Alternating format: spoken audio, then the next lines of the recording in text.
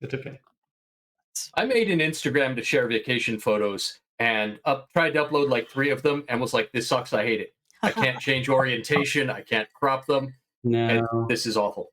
Yeah, and if you Yeah. select too many, it's just like you want to see this part of it. Yeah. Truly a I did terrible find website. Flickr I started using, and Flickr Yes. was great for Flickr is vacation good. photos. Flickr also contributes a lot to Creative Commons, so like snaps for Mm, Flickr. Nice. excellent. Viewers, get in the comments and tell us your favorite way to post your vacation pictures. Yeah, what's your favorite photo hosting platform? Chat. And if you have a recommendation for a green screen thingy, like we Yeah. have one, but we could use more. Exactly. Like you can only see like 6 of these right now, and there's like 12 of them in there. Yeah. You do, however, like I'm very worried, just a little worried for you that you have a giant lantern to your left, our right. Yeah, it's so there isn't a good place to put this light. And like if I tilt it, it just kind of gives me weird like, and if it's like straight on me, it blinds the nonsense out of me, and I just can't handle that. So yes, it's just going to be half of my face is done. Do you have to physically use both hands to You crank have it down? to change the arm that connects it to the thing in order to flip it sideways. Yeah. That's not happening right now. But yes. Okay. Hey, everybody. Hi. I tried not to do the buy a whole bunch of stuff for setup, and then oops. Yeah. It comes for us all in the end. The longer we do this, the more gear you own. It's truly insane how much shit I own just for doing this. Hello, everybody. Welcome. We're live from the apocalypse. Speaking of doing this, that's what we do. We do this. We stream games on the internet. We are a not-for-profit TTRPG studio. If you've never caught us before, that's kind of our whole deal. We make actual play content in the forms of streams and podcasts to raise money for nonprofits and aid organizations and other good causes like that. And we're currently raising money for a very good cause, the First Nations Development Institute, which is a fantastic nonprofit that seeks to restore economic independence to indigenous communities across these United States that we find ourselves living in. So if you like what you see here, we just ask that instead of doing the normal Twitch stuff of giving Jeffrey Bezos more than half of whatever you would try to give to us through subs or bits, shakes fist, you can instead take the $5 or the $6 or whatever you can spare. There is no expectation. And instead just give it directly to the First Nations Development Institute. You can do that by hitting !donate in the chat. The bot will post the link. You can follow that. You can donate, and some alerts will trigger. The McElroy brothers will interrupt and scream at me, and I'll probably lose track of whatever I was doing. I encourage you to find the most dramatic moment possible in the stream to do that and completely throw me off my game.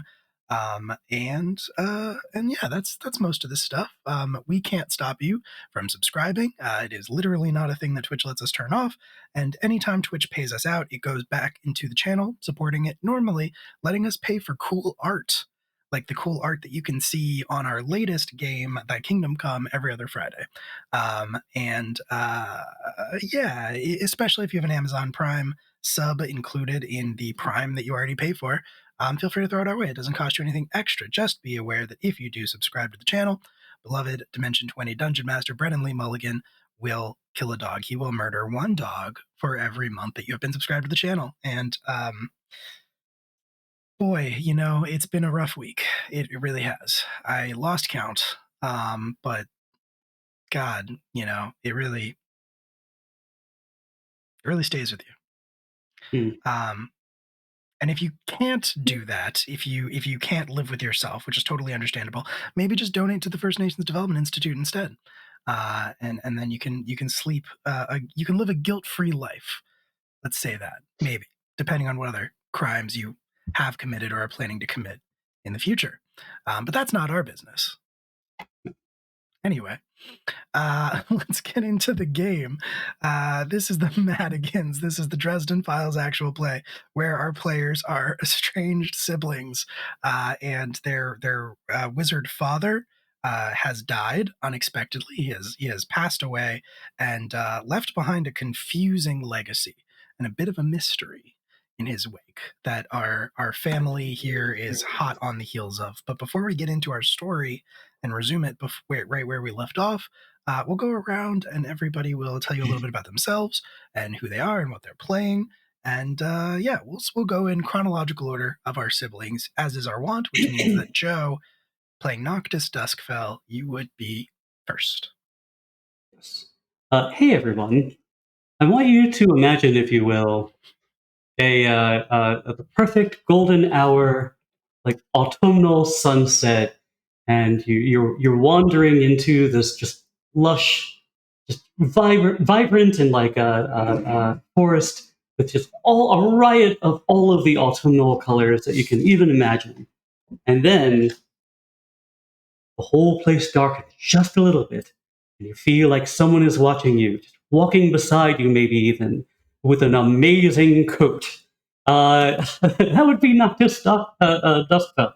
So he is. I'm playing him. He is the last lost Prince of Autumn or Lord of Autumn, heir to the Autumn Court, or so he thinks. He is a changeling, and he is an amazing coat that has basically, like, if you use MS Paint in order to like throw in a bunch of like autumnal leaves, it's like that, but a forest that goes on forever. Dark, kind of like reddish hair, streaks of gray, and black eyes with gold irises that seem to be brimming with the energy of a coming storm. He is the oldest and one of two twins, one of a pair of twins.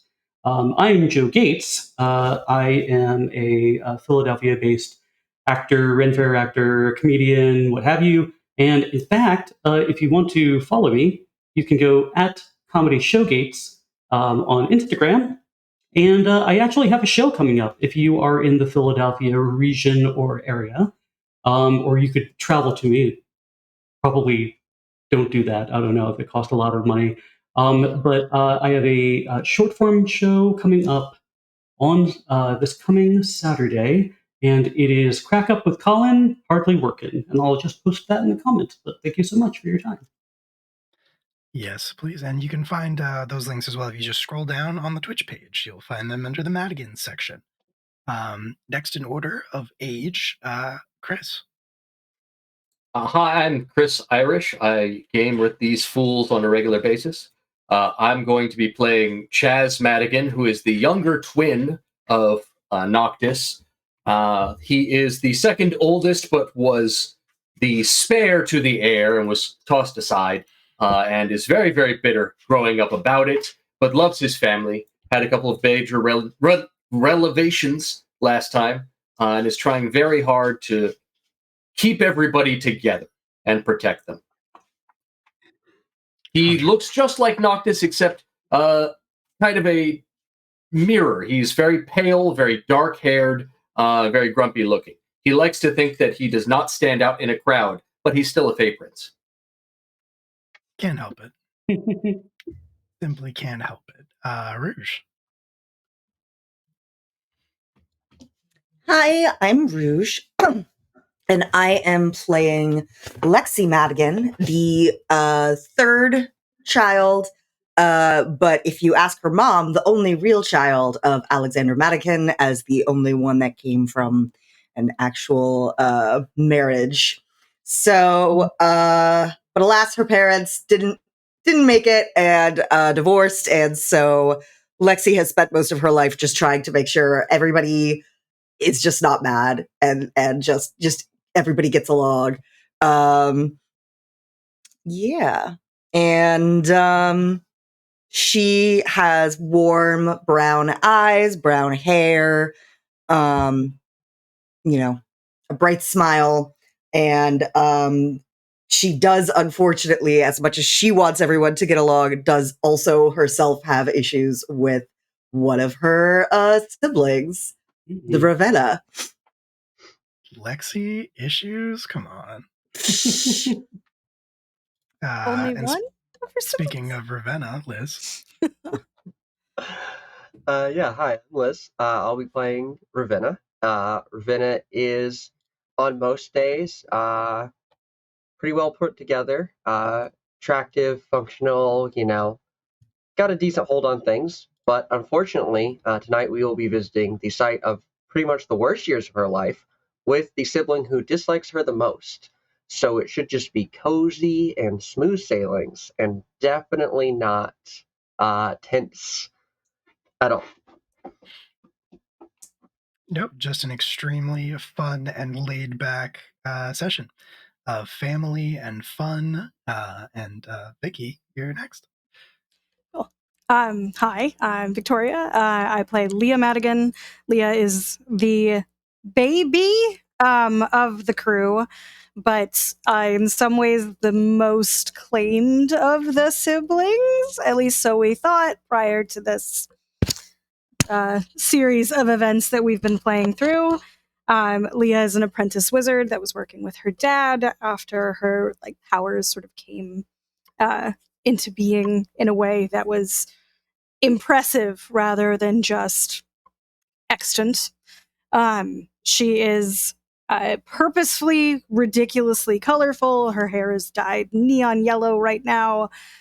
She has really expressive, wide brown eyes, and then when she smiles, they crease away. Something I obviously don't know anything about. And she she is the rosiest when it comes to their father, but it helps that she also has a goddad. So, that makes things a little bit easier in the long run. I personally don't have a lot to say right now because this is kind of the only thing I do. But I also game with LFTA and for Extra Life, and we're glad you're here. 100%.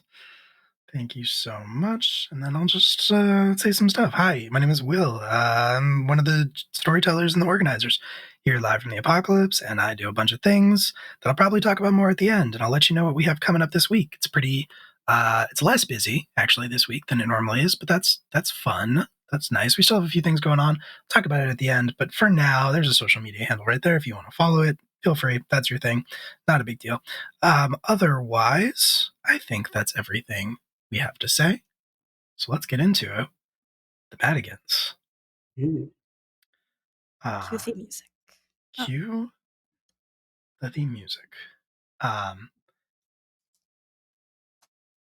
Last time, when we ended, it was on a very dilapidated, run-down street in the unnamed city that our story is set in. And after a flashback memory of a particular time in her life, Ravenna Wraith and Lexi Madigan. Yeah, into just approach. fucking grip it and rip it, baby. Slop that down, dude. Shit, yeah, dude. Crack one for the big boy. Thank you. Thank you so much. Thank you so much for the donation. I'll put a fate point in. Why not? Why not? Yay! Thanks. He might have hinted we're gonna need him. I'm sure you won't. I'm sure it'll be fun. Yeah. So it is here on this street, across from a row of dilapidated houses, that Lexi and Ravenna stand now. They approach a door in the basement of one of the houses. It's this heavy metal door with a black light hanging above it that shows a spider web painted on it, only when the light bulb is lit. And you were about to descend the stairs, Ravenna, you remembered a moment in your life when you and your father had interacted for probably the last time prior to his death. When he came in and he pulled you out of the haunted house, or tried to, before ultimately getting rejected.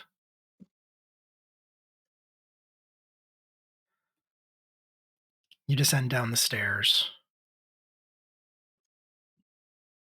You pause outside before you enter. Would either of you, Lexi or Ravenna, like to say or do anything before you enter the haunted house?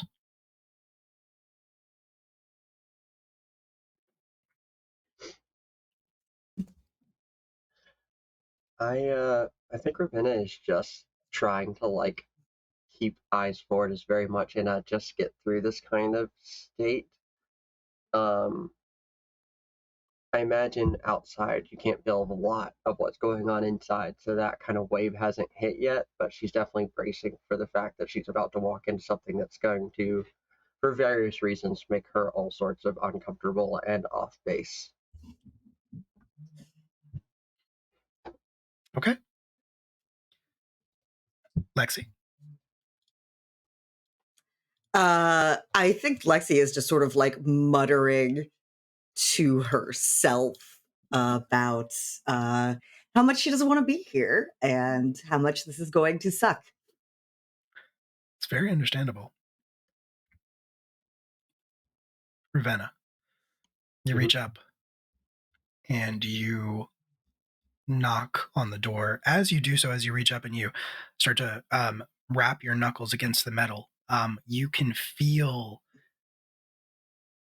this sort of static around it. Kind of sets your hair on end, like the hair on your arms. But you remember the specific pattern to knock out.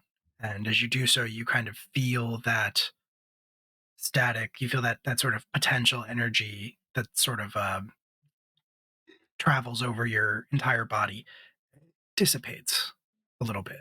And you would also know, of course, that if you were to wrap out the wrong pattern, if you were to knock in the wrong sequence, you would be the victim of a very potent and powerful spell.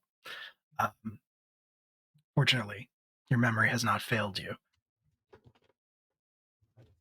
And the door will open.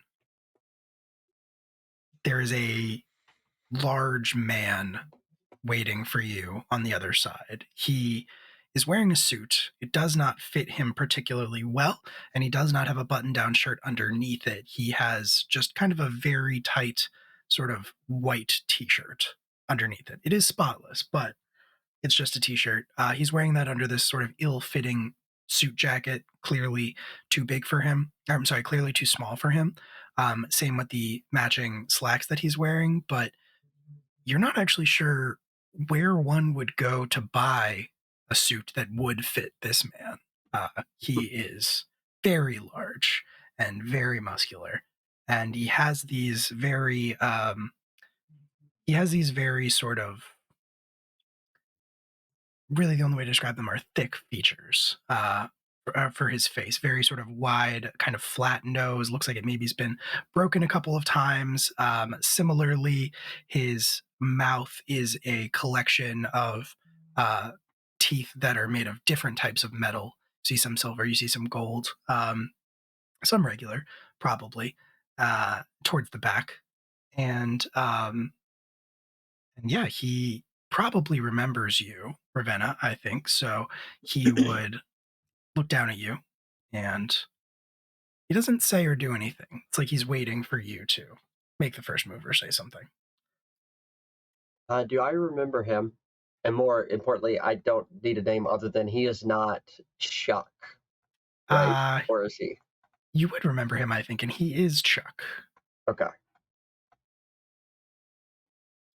Given his dental choices, it kind of makes him not really able to commit to one of his two options as a changeling, huh? Yeah, I mean, might have to rethink those metal teeth there, bud. Well, they're not iron; they are precious metals. So, oh, okay, yeah. Then in that case, knowing that it is who I'm looking for, he was a connection of Chaz's, correct? Chaz does know him, yeah.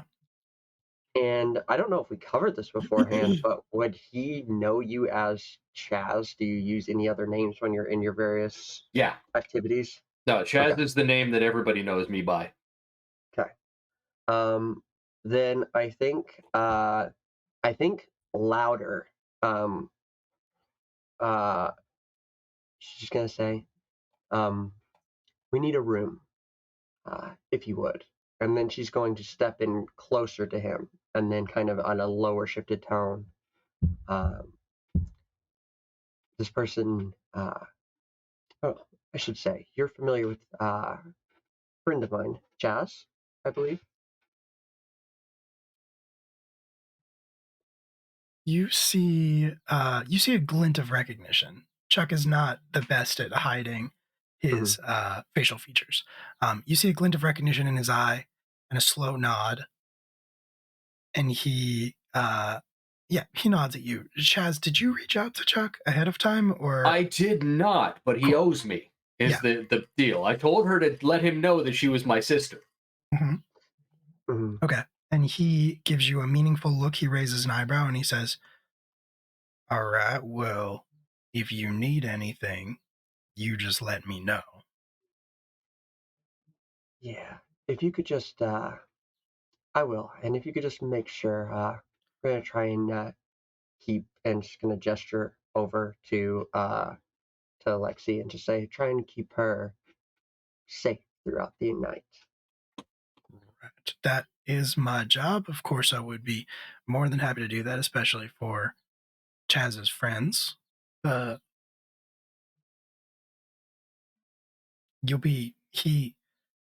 lets you in. He clearly steps to the side, indicating that you should both come in. And then he will purposefully shut the door behind you.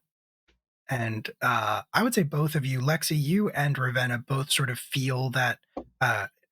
Lexi, you didn't feel it before, but you feel it now. Yeah, sort Justin, fucking grip it and rip it, baby. Slop that down, dude. Shit, yeah, dude. Crack one for the big boy.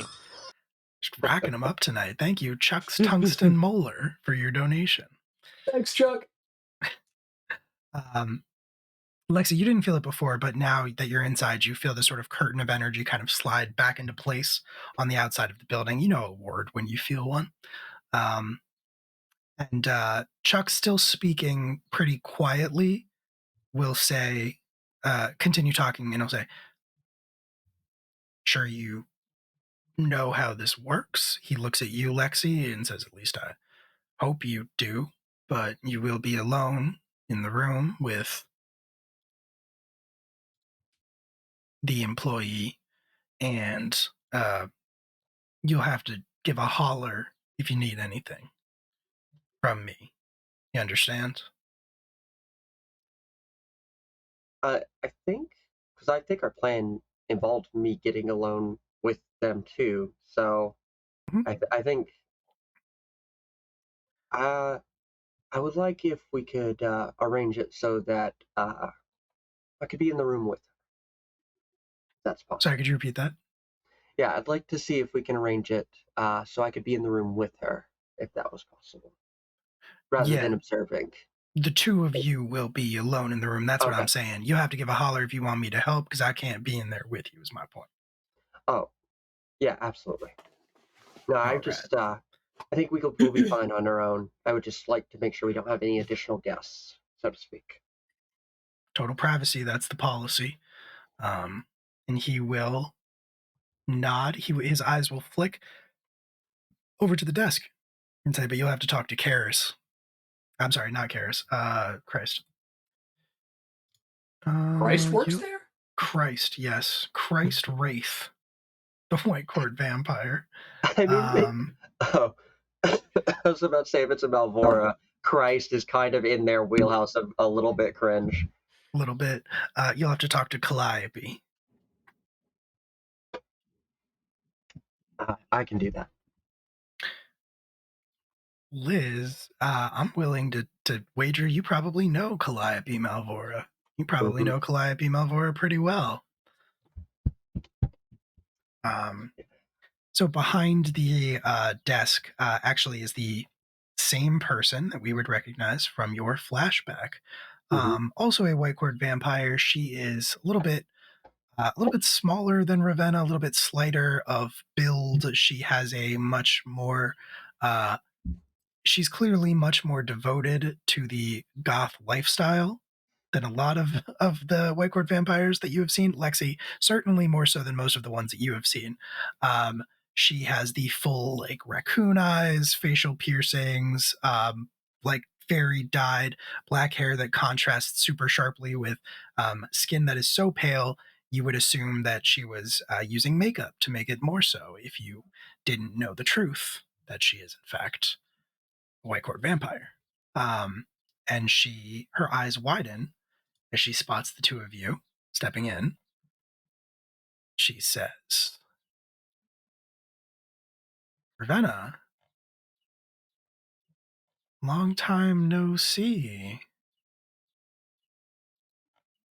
Yeah, it's been a while, but, you know, sometimes the new tastes just aren't as good. Sometimes you have to go back to what you're more comfortable with. Mm-hmm. Right. Okay. She is going to look around uncomfortably for a second. Her eyes are going to fall on Lexi, and then she's going to look at you with one eyebrow raised. The question that she is clearly asking is like, is this person cool? Yeah, she'll be just fine. And then she'll lean in. She'll nod when you say that, and then she'll lean across the desk, and she'll put her elbows on it, say more quietly, Lexi, you can still hear all of this, but she'll say, look, we're not going to have a repeat of last time, right? The last thing that I need is your wizard of the White Council father showing up on the warpath. Well, let me put it this way. If he did show up, no one would be more surprised than I. He's, not really around. She will pick up on your meaning, and she will chuckle a little bit in surprise, but she will say, wow, so Madigan finally bit it, huh? You must be relieved. Yeah. Yeah, it's, you know, now I can get back to what comes natural, right? Yeah? Sky's the limit. Lexi. Mm-hmm. You have a complicated relationship with your father. Indeed. Not sure you were expecting to hear a white court vampire talking shit about him and saying that she's happy he's dead. Oh, yeah. Oh, like wave of anger, just like Lexi like keeps her mouth shut, but there's just Yeah, just waves of fucking anger, rip it, baby. like rolling off of Slop her that after down, that. dude. Shit, yeah, dude. Crack one for the big boy. Cool. That's fair. We're up to 6 fate points. Thank you so much for the donation, Joe. Woohoo. But Lexi, a wave of anger does wash over you. But I'll give you a fate point and compel Daddy's little disappointment if you don't keep your mouth shut. uh,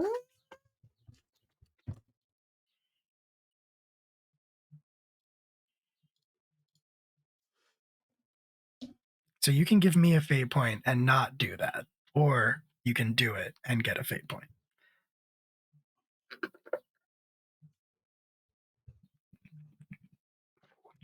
yeah, I'll take it. I'll take it. I was gonna say, I believe that's the DM daring you with a Scooby snack. You should have raised him You to know 2. you want to misbehave. Yeah. So what do you do when this vampire talks shit about your dad?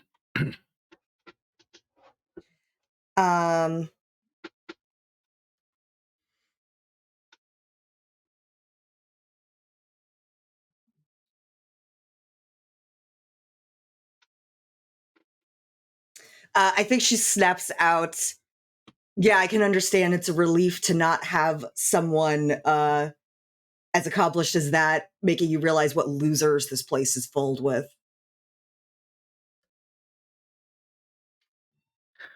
She'll give a little, she'll stare at you for a second, and then she'll give a kind of disbelieving laugh, just like a small one. Does not really touch her predator eyes, which are very cold and very flat, and have been since you walked in. She'll give you a look, Ravenna, like, Ravenna, you can do better. Does she say that, or is that just her look? No, she absolutely says that. Yeah. Wait, well, I'm sorry. You think we're together? I think, one way or another, you're here to let somebody feed off of your fear. And I don't really care whether you get off on it or it's a favor or you're getting paid for it, but ugly spirits make for nasty taste.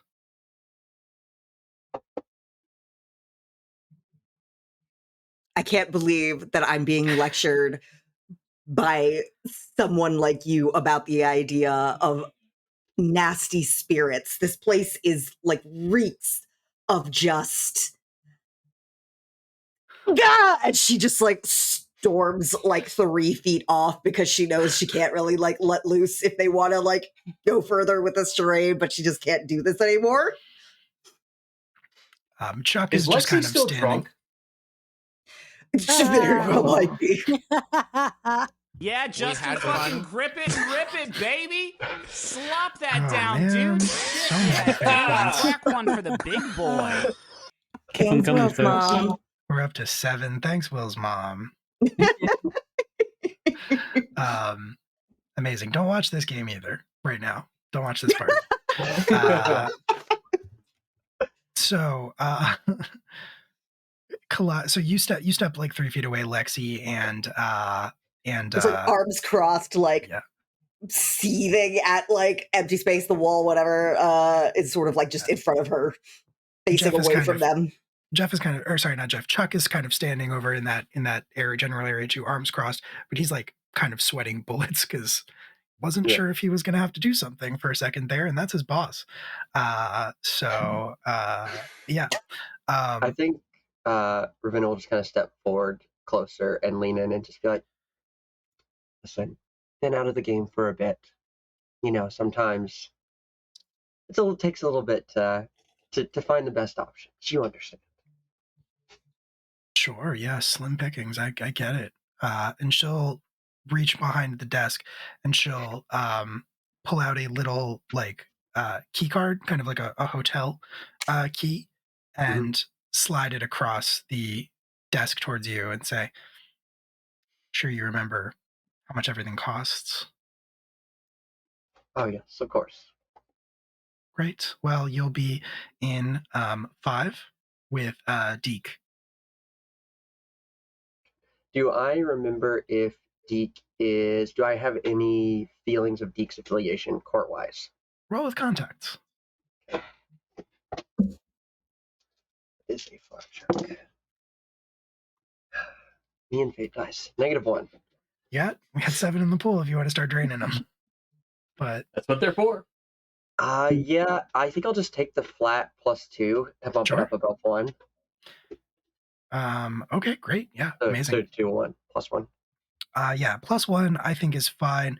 I'll say Deke is Wild Fae, and actually you would know that pretty much every fetch who is affiliated with the Haunted House is Wild Fae, unless they are lying to Calliope and her family, but that usually does not end well. Yeah. They don't like affiliations here. Makes sense. Cool. Then I'll just nod and perfect. And take the key. Okay. Fantastic. And you start walking back into the establishment. It is still it's nicer down here for sure, but they still kind of went hard with that. Like, it kind of looks like a Spirit Halloween threw up in here. It has kind of a hotel feel to it, like a mid-century hotel where there are like wall sconces that give off a sort of soft ambient glow, but there are no like fluorescent lights. The lighting is very dim. There are a lot of golds and blacks and some like very dark reds. A lot of random like curtains and linens that are draped over walls and maybe over doorways. You're not really sure. But also just a lot of very tacky sort of like fake plastic spiders and that sort of like stringy webbing kind of stuff. A few like plastic skeletons hanging here or there, that kind of thing. Some of those like not yellow, some of those orange trick-or-treating plastic buckets on tables periodically that just have different things inside of them available if you need them. And I think you reach room 5, which is towards the back of the hallway and is very nondescript. Just has a black metal number 5 on it. Gonna step forward and open up the door and kind of just gesture inward. Yeah, you scan the key card and you both step in, and as far as you can tell, you're alone in here. Close the door and let it lock. Presuming it does lock or whatever. You'd hear it lock automatically behind you. I will let you both roll alertness as you step in. Once again, it would help if I remember to grab my dice before stuff like this. I mean, it's fine. It's a 1 for me. Okay.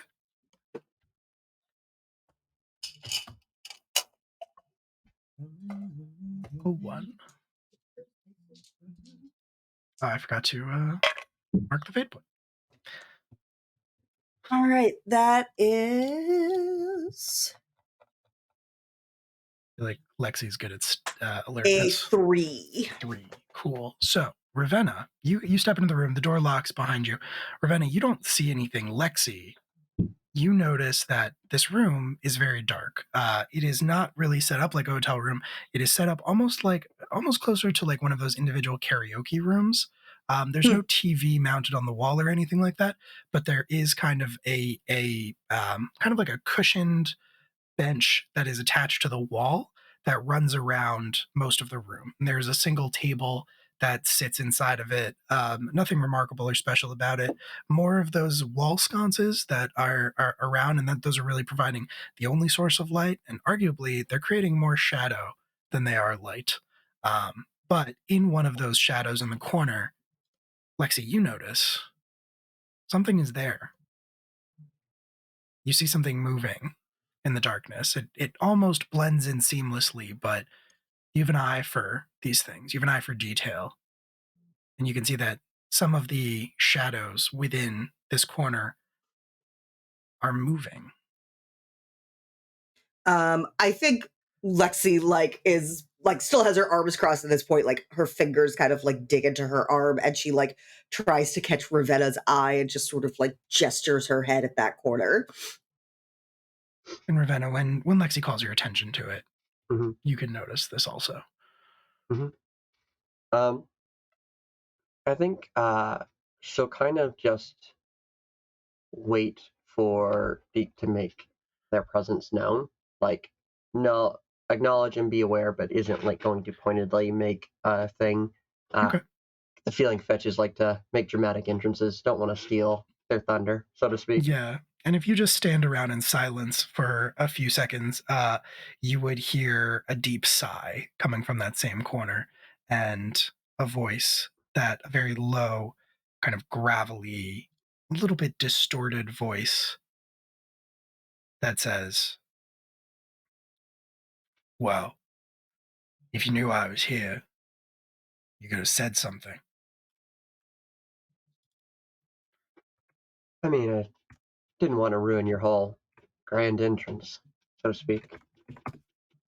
And from within the depths of the shadow, you would see a very wide, toothy, sparkling white smile appear, very Cheshire Cat-like, with these two glowing yellow lights above it. And Deke, I think, would step out from the shadows, at least somewhat. He has a very slender form, similar to other fetches that you've seen, of just pure shadow. No real definition to it. It's kind of constantly shifting and changing. And they're just within the depths. There's this face that he has affected, the smile that he has affected, and then those two yellow lights inside there as well. And he will say, "You be surprised what people say when they think they're alone." I can imagine. Real quick question on what we know about fetches. Do they feed off of the fear the same way like we do? Yep. So it is a sustenance thing as much as it is employment and everything else thing. Yeah, kind of a two birds, one stone situation for the fetches. The white court vampires who come here just get to feed. Okay. Yes. Okay. So he would be a little disappointed to miss a meal even if he got the money or equivalent, potentially. Hard to say. But he will look over at Lexi, and you get somehow the impression that he is raising an eyebrow, even though he does not have that feature. And he'll say, "Oh, this is going to be easy. You sure you want to do this?" It's funny you should mention that. May have an ulterior motive for being here. Hoping an old friend, or an acquaintance at least, could help answer some questions. I'm going to be honest. I don't remember you from Eve. Lots of vamps coming through. You understand. It's not personal. Of course. Everybody has a taste for fear. Nobody likes to admit it. Oh, well, I'm very fine admitting it. It's just not what brings me here today. Or at least not the main thing. I have encountered some other. Would kin be the appropriate term? In terms of... Like other fetches, like others of your kin? Would that be... Yeah. Yeah. Yeah. I've encountered some others of your kin recently. They've been targeting members of my family on someone's behalf. And frankly, I feel like they're being manipulated. You might even agree, I don't know. I was hoping you might have heard something. It sounds like you are being pretty earnest and trying to be friendly about this. So I would say roll with rapport. Okay.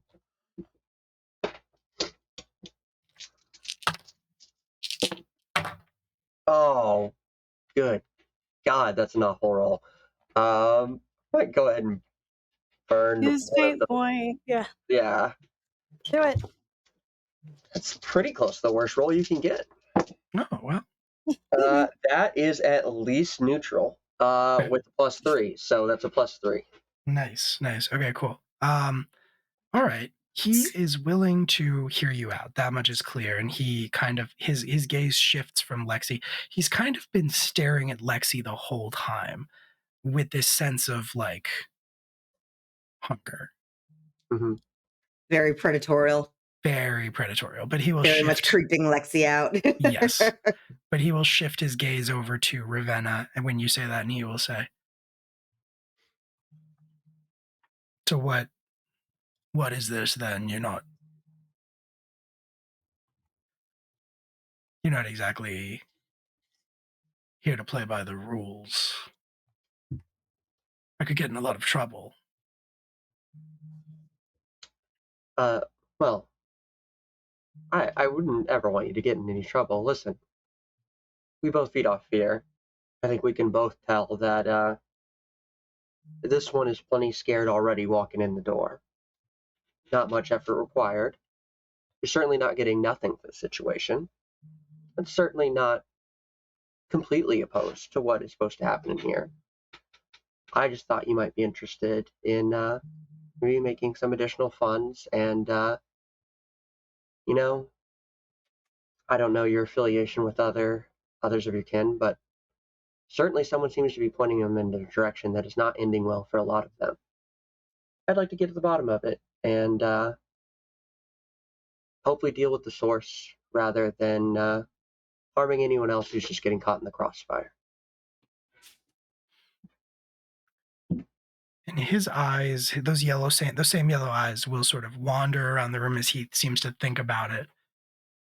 And eventually they will fall back on Lexi. And without looking away from Lexi, he will say, I'll answer your questions for double the pay. And I want something from you. And a very spindly, shadowy arm will come up to point at you, Lexi. But what could you possibly want from me? You are... how do I say this without being off-putting? I'm not sure that that's something you can accomplish, so just Already say it. done. That train left the station.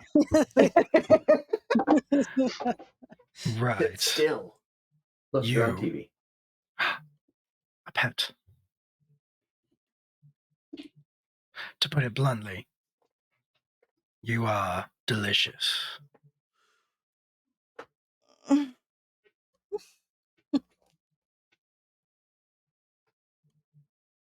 That that's just so much grosser. Ugh. I don't know how you possibly thought you could say that without it being off-putting. Well, that's why I was trying to think about it, and then you just told me to say it. So really, this is your fault if you think about it. To be fair.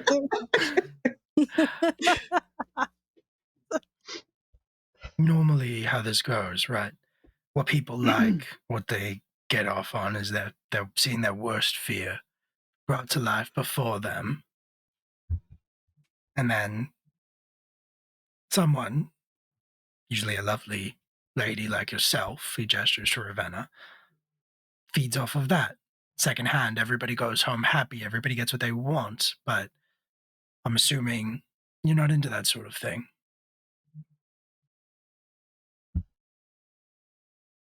I'm assuming that's a Ravenna. That's at Lexi. Oh, okay. No, I very much am not into this sort of thing. Well, I would like to get paid, but I also need to eat, so I'll make you a deal. It's not quite as good as fresh fear, but you let me unearth one of your repressed memories.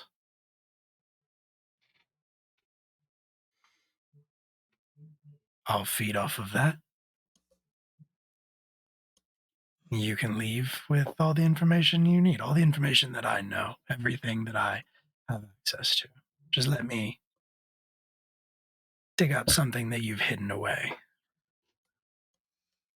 And if we're going to consider this offer, can you make any assurances that you do have any information that will help us, that you're not just leading us on to get double pay and a free meal out of this before you say you don't know anything that can help us? I think I know exactly what you're looking for.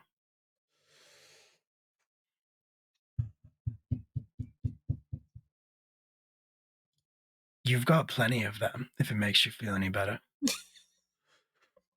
Really, does it? This is a bad deal.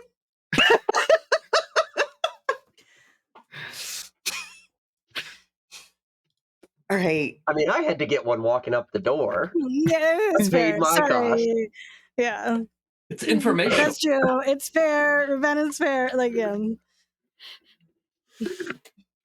Fine. If that's the only thing that'll get us what we want, get the information we need, let's just get it over with so that we can get out of here.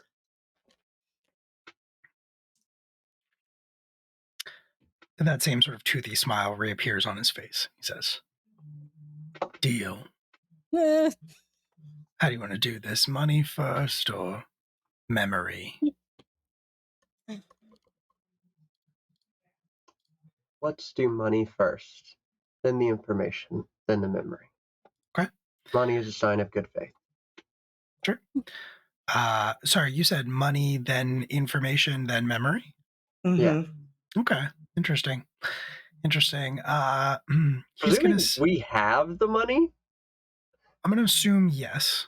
Okay, I'm just making I'm sure. willing to assume yes. You know, Lexi's got a 1 in resources. She's probably got a little put away for a rainy day she could pitch in if Yeah. Ravenna doesn't, if Ravenna's strapped for cash. You know, is it more than you wanted to spend on this fear brothel? Yeah, probably, but you've got the cash. Cool. All right. He will pause and say, no, I don't know about that. I mean, what's to stop you from, blowing me up or something after you have the information? I mean, I think I've been pretty straightforward and on good faith so far. Money's a good sign. I Yeah, simply would just like to make sure that your information is good before, sure. He points at Lexi and says, yeah, but she smells like magic. No, not that kind of magic. Don't worry.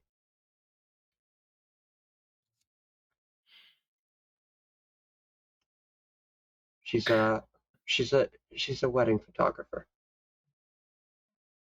Plays it Right. light. Not Mickey Mouse. Nice to meet you, Mickey.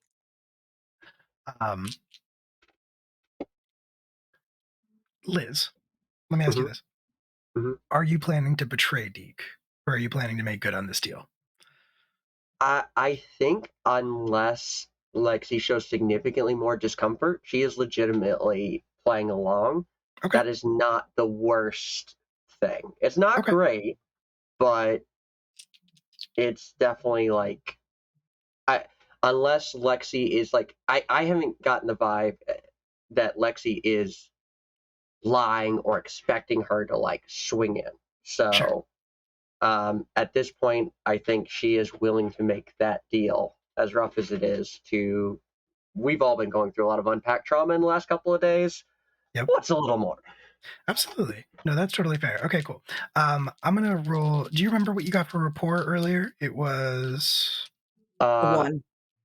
Wait, no. No, a rapport was a 3. that was Yeah. a 3. Yeah. Sorry, okay, I was cool. misremembering which one. Yeah, there That were was a couple earlier. rolls. There were a couple rolls. Okay, cool. Cool. Yeah. All right. He nods at you and says, "Fine, deal." And he gestures to the table. Presumably, you put the money down. Mhm. We won't talk about how much it is, but it is an upsetting amount. And he will kind of lean back into the shadows, which is a little disconcerting because when he leans on them, it's kind of like they're solid. He doesn't sink into them, into the corner. He is just kind of leaning on against thin air where the shadows begin. Very casual. And he said,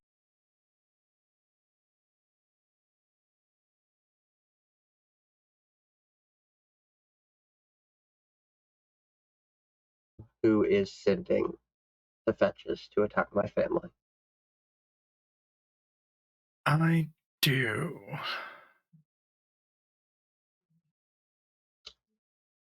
Can you tell us who that is? Yeah. Sorry, give me 1 second here. You're good. I wasn't sure if that was fake caginess or you stalling. I know. I was thinking it was just Deke being coy, where it's like, "Can you do this? Yes, I can. It is also that, yeah. Will you do this? Yes, I will. Etc. Etc. You got to ask him in just the right way. Yeah, no, exactly.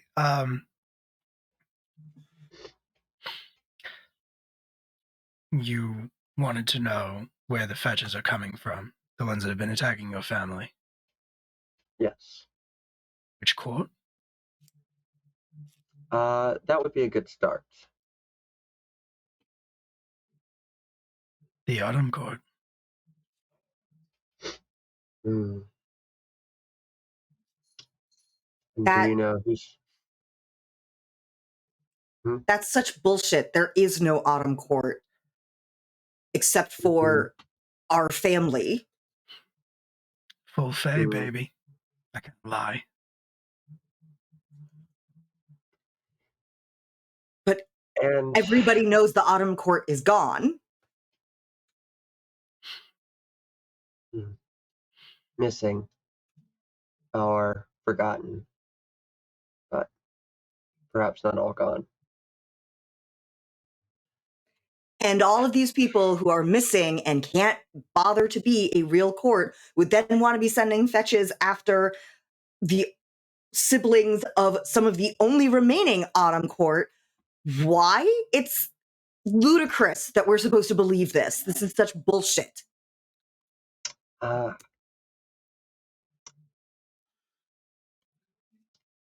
Who of the Autumn Court is sending them?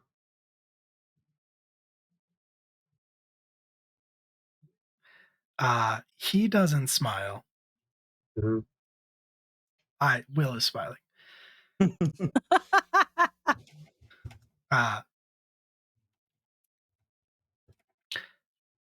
That would be the Lady Cymbeline.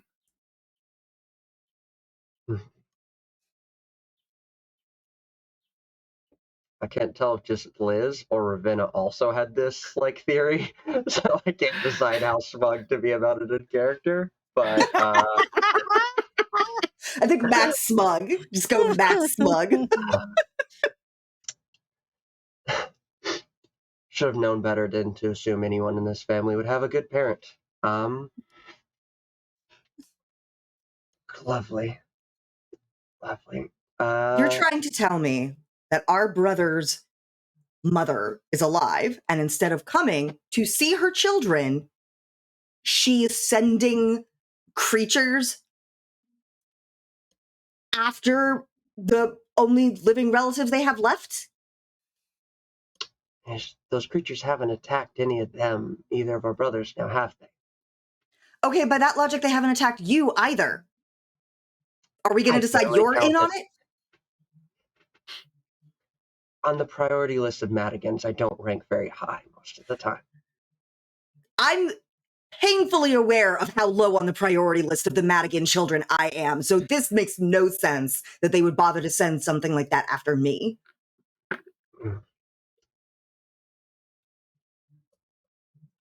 Are you able to clue us into any of the ladies' motivation behind this?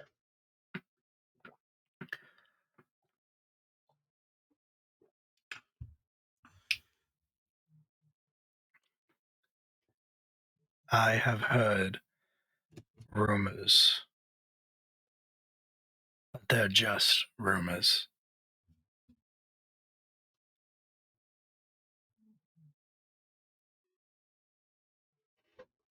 Rumors are better than silence.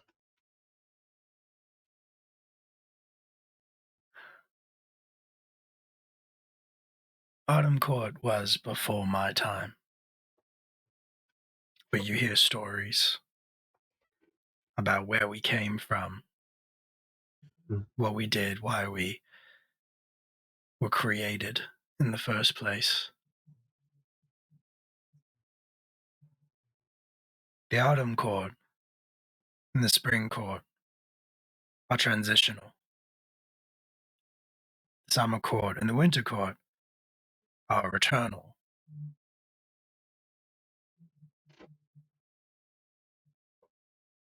You both strike me as pretty smart. What happens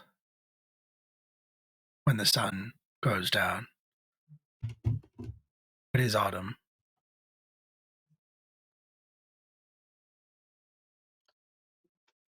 The path to winter?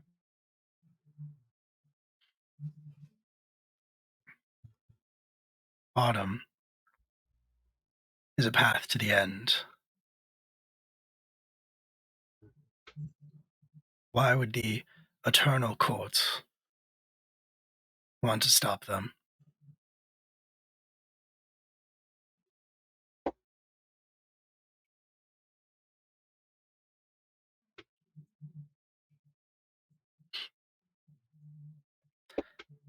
There's a natural cycle to these things. Something ends, something new begins.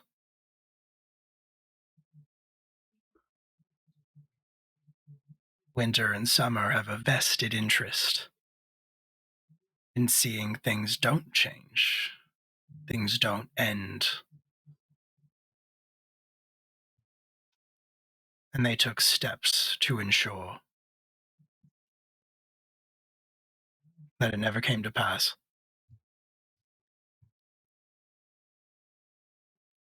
I don't know the specifics. I have heard whispers. One whisper, specifically, recently floating around. Vespers.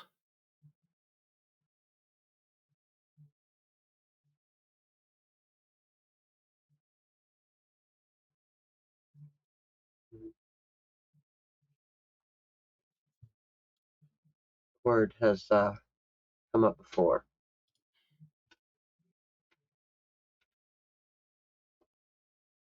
Do you know anything more about it? Not only do I not know, I don't think anybody does. I think that's what they're trying to figure out. And maybe why they're coming after you.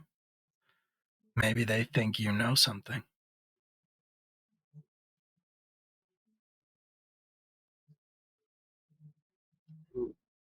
Do you know where the lady is spending her time since she's been absent? Look, as repressed as she is, he'll point at Lexi again. It's not worth my life.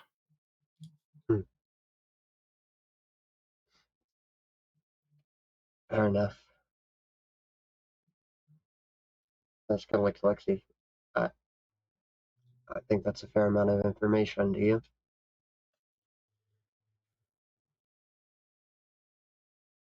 I mean, so we have a name of a person who's been missing for practically as long as any of us have been alive.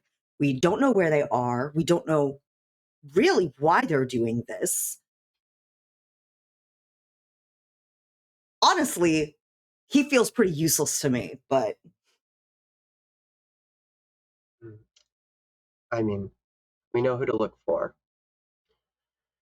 And unfortunately, I suspect we may know who may have known or where to start next. Though I'd rather not share that with listening ears. I'm not sure what more we expected to find out. At least we have a place to start. And we've confirmed that our father had truly awful taste. Consistently.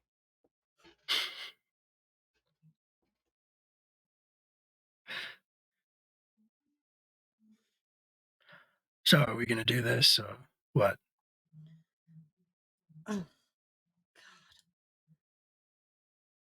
yes, I suppose a deal is a deal. I don't know how this works. 5 minutes? Do I get to set a time limit? It'll be over before you know it. Ugh. Let you say that to all the girls. He will reach over and flick a light switch hidden behind a curtain on the wall. And the entire room goes dark. except for these yellow eyes, Lexi. And after a second, those fade as well. And you see a light up ahead. You see a light appear. This light is much more natural, much more warm and inviting and familiar to you. And you follow it. You move along the wall and, you move towards the light. And on the other side of it, you see a rug on the floor, and you see a familiar banister and paintings on the wall, bits of art, decorations, and things like that. And after a few moments of walking, you step out into a hallway on the second floor of Madigan Manor. You realize you're right outside of your father's office. But the perspective here is strange because you are very short. It takes you a second to realize that you're a child. You're a very, very small child. And you hear raised voices from the cracked door of your father's office, from the cracked door of your father's study up ahead. You don't remember this, but it feels familiar somehow at the same time. You move towards it. As you do, it gets the voices get louder, and you recognize your mom's voice. Actually, you recognize the voice of Melissa Vervain, Wizard of the White Council. She sounds angry. She's yelling and kind of doing this type of yelling that you are very familiar with that your mom does, where she's quiet and even-toned, but also yelling at the same time. It's a rare skill. Rare skill, almost magical in and of itself. And you hear her saying, "It keeps happening. Do you have any idea how it looks? Do you have any idea how embarrassing it is for me? Why can't you make her stop?" And you reach the door of your father's study. Lexi, you peek in and you see there's a fire roaring in the hearth like there usually is. You see your mom standing there, and across from her, you see the large form of your father, both younger than you've seen them in quite some time, obviously, visibly so. And your father is standing there. He has this sort of defeated expression on his face. His hands are spread wide, and he says,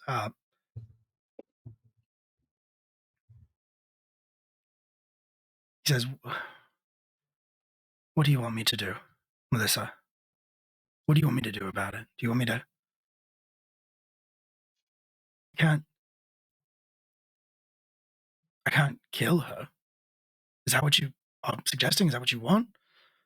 She's done nothing wrong. He falls silent, and your mom finishes his sentence for him, gives him this sneer as she says, "Gave you a child?"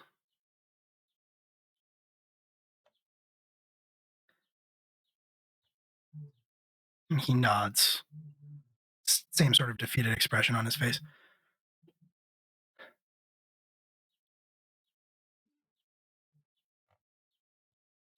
"She is mother of my child, Melissa. And this," he gestures between the two of you. Or sorry, he gestures between himself and Melissa, and he says, "This was never about love. Melissa scoffs at that and says, no, it wasn't. It was about appearances. And those don't look so good when you're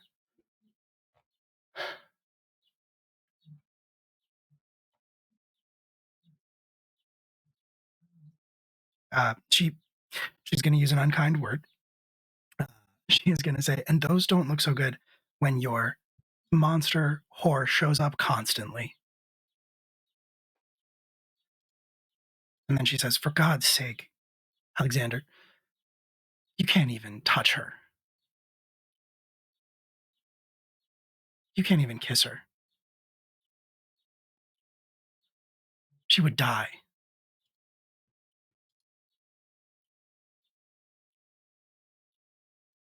So what does it mean if you love each other? That's exactly what's stopping you from being together.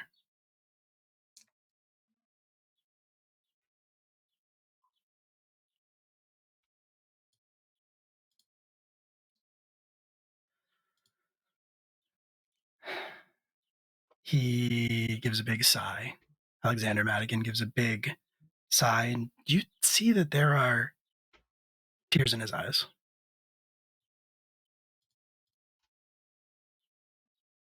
And Melissa sees this, and she doesn't soften, but she stops berating him, and she goes over to his desk and picks up like a handkerchief that's kind of sitting there and hands it to him and says, for God's sake, clean yourself up.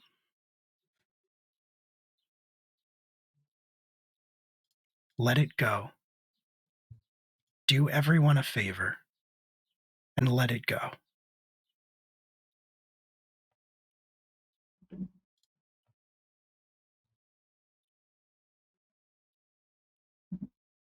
And tell her that I don't care if she got to you first.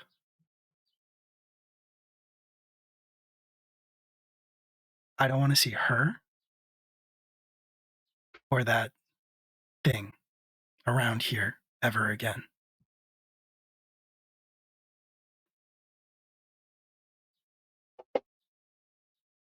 And your mom steps away from the conversation towards the door, but she stops and stands there like she's waiting to say something. And you, in your memory, rush back to your bedroom so you weren't caught.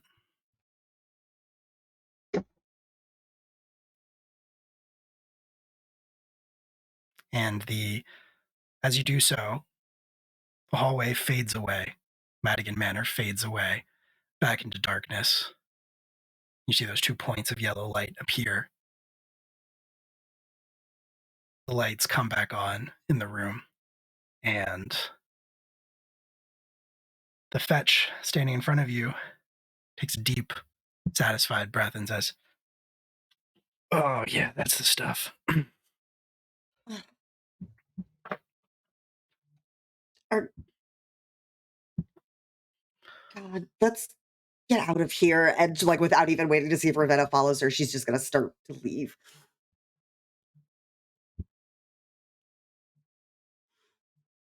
Is Lexi feeling fear from that, or different emotion? Do you want to roll lore?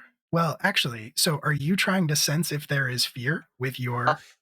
I'm frankly trying to determine how to role play, because I'm not sure if she's overcome with fear or a very different emotion in response to that memory. That is extremely fair. I would say we'll call it a lore roll. We'll call it a lore roll because this is going to involve kind of your supernatural senses, such as they are.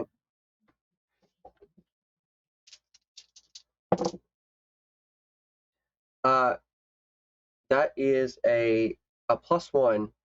Is there a case to be made for empathy? I don't know exactly how empathy works in this, but that also feels like picking up on an emotional state.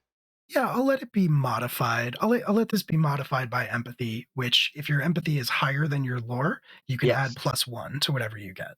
Okay, well then that's a 2 total. Two. Okay, cool.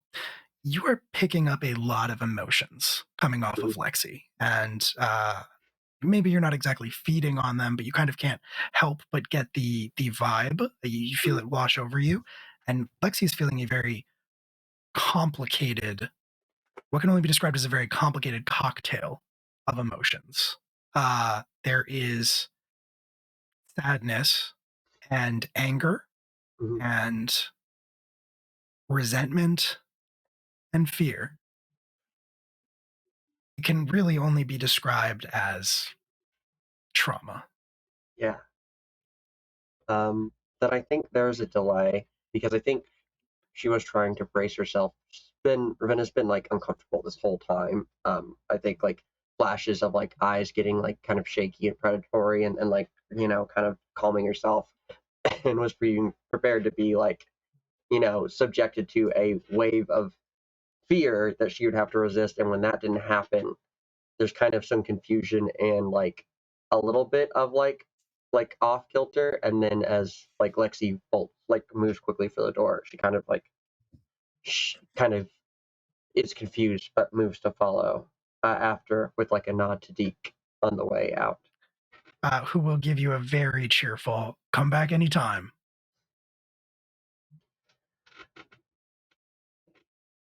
And yeah, we're just gonna make our way towards the exit. Lexi, as you storm out, Chuck is going to be standing pretty much right on the other side of the door, and he's not going to like put up a hand to stop you, but he is kind of going to stand like in your way, not to impede you, but he looks down at you and says, "You all right?" Just great. She like snaps back and like can clearly see she's like wiping tears away from like her face as she's like trying to like move around him to just keep walking. He's not going to stop you. Yeah, you can absolutely walk around him and make for the exit. And if I pass him, I'm just gonna kind of nod at him, like a knowing nod, and follow Lexi. And as you move past, Calliope is gonna say something to you as you walk past. You maybe don't even catch it. Ravenna, you would hear basically that what she says to Lexi. Lexi, you're probably moving so quickly you don't even hear it, but she says, "Did you have a good time?" And you're gone before she really even finishes saying it. But Ravenna, you hear it, and safe to say that you are kind of reminded of what it is like down here with all the monsters. Yeah.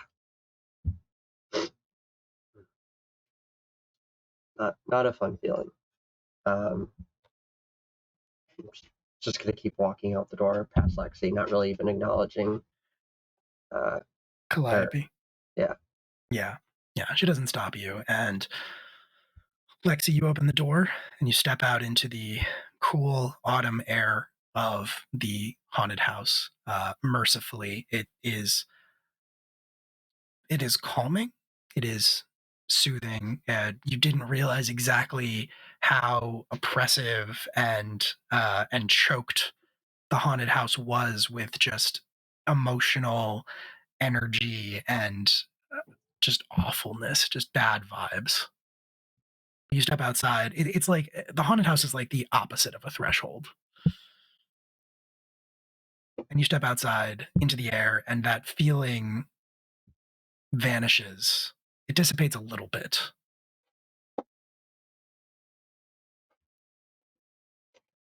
What would you like to do?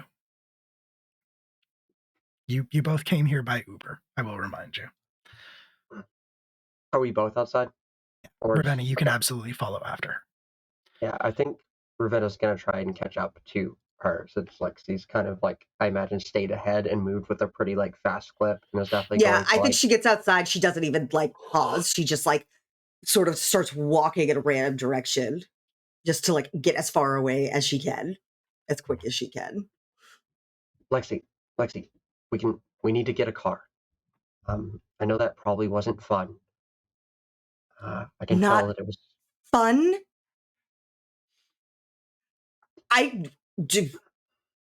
Do you call having to relive some of the worst memories of your childhood not fun? No, I frankly can say I don't. And that wasn't fun for me either, even if they were memories of my adulthood. But we got some information we should tell the others. Yeah, that's going to be great. Hey, Chaz, Noctis, guess what? It's your mom, who no one knows where she is or the last time anyone saw her, that's trying to kill us. Isn't that great? I think I might know the last time someone saw her, at least. There's one parent left in this whole fun situation. Dad was more subtle with his memory modification. Their mother might not have been. We have to talk to Leah.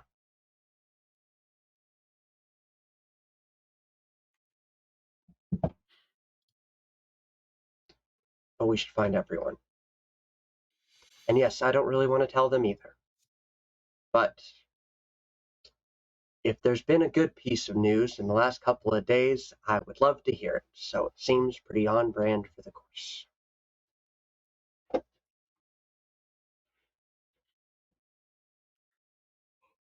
Lexi,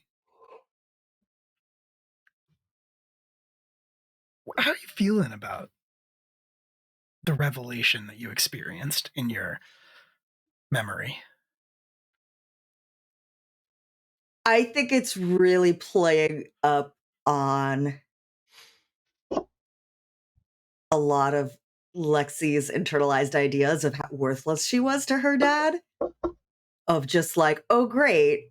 Not only am I like a huge disappointment because I wasn't a wizard, which apparently was the only fucking reason my parents got married, but he apparently can love people. He just can't love us. Like in her head, that includes both her and her mother.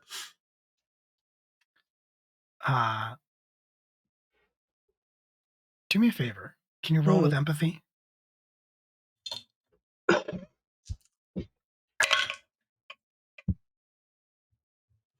That is going to be a 6. A 6. Yeah. All right. She's our girl's got a lot of feelings. Yeah, no, 100%. 100%. I think you have a moment. I mean, that's beyond human capability. That is fantastic. That is very shy of legendary empathy. So I think you're standing there and you're having these thoughts, and it occurs to you that the way that you are feeling now is how Ravenna has felt her entire life.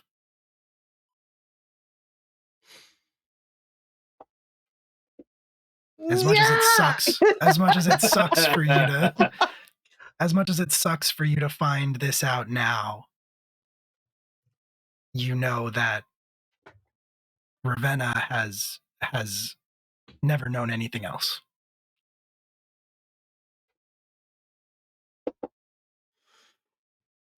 I think Lexi, like, you can see, like, just emotion going across her face of just like, oh God, now I've like humanized her. God damn it. And it's just like takes a couple like loud, like deep, like breaths to like slow herself down, and then we'll just go like, fine, let's get a car. I can do that. And You have flagged in a car. Sure. Yeah, you can, we'll say that there's a cab. You can grab a cab. and I think Lexi just sort of tosses it at the end of that. She's just like, and I'm sorry. And like, we'll just like spin on her heel and like walk another like 3 steps away. I think there's like a wait for the car. surprise look, and then just kind of like, you know what, that's progress. But like acknowledging it probably makes it worse, so we're just gonna small like nod, and then go get the cab. Okay. Fantastic. All right. Yeah, you get in a cab, and I'm assuming you are giving it Madigan Manor, the address, Yes. to meet up with your family once again. The cab starts driving, and you are sitting there, presumably in silence. Leave it up to you if that's the way it is for the rest of the ride. I think Ravenna has brought along some of the like things we gathered earlier for coping with like post-fear attack, the chocolate or whatever variety of things, and offer some of that now to Lexi as we're driving away. Just uncommented on, just, chocolate in a wrapper, maybe a beverage of something. Lexi, I'm not going to compel this, but with a 6, with a 6 empathy that I'm going to let ride, you realize Ravenna has no idea. Presumably nobody has any idea about what you saw.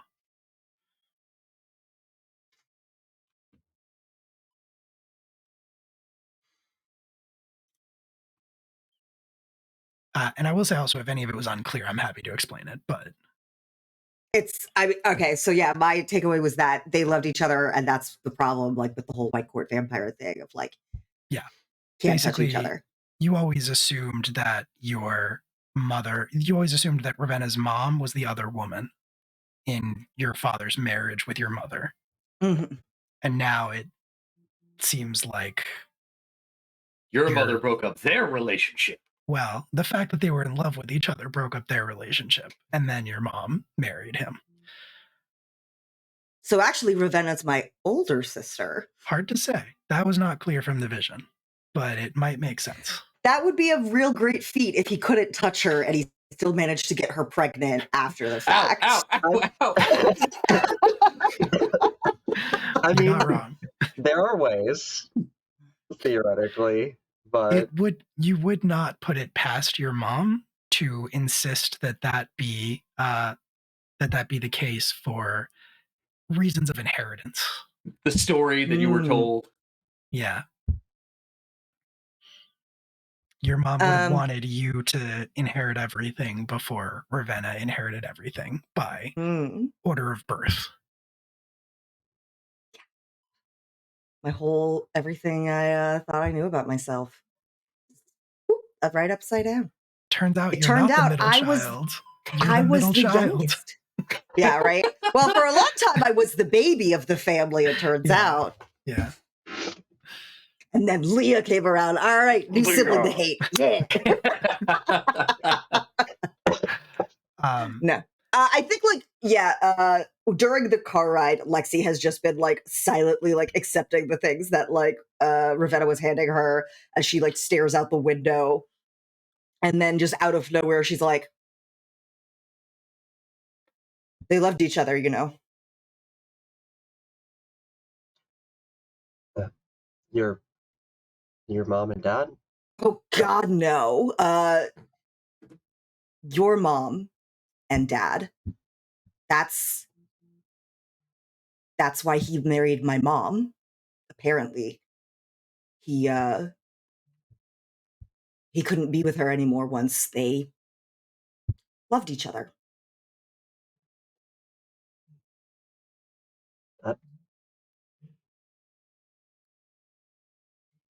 That doesn't make any sense. That was all just a ploy to manipulate him. I don't know if it started out that way, but I guess your mom bucked up because I remember the fight between my parents about it. And my mom said it, and Dad didn't deny it. And it's not like the sort of thing you can fake when it comes to the whole white court vampire thing. Like that's a pretty definitive, external tell. Yeah, I suppose. I don't even don't even know what that means. He still wasn't around. She's still her.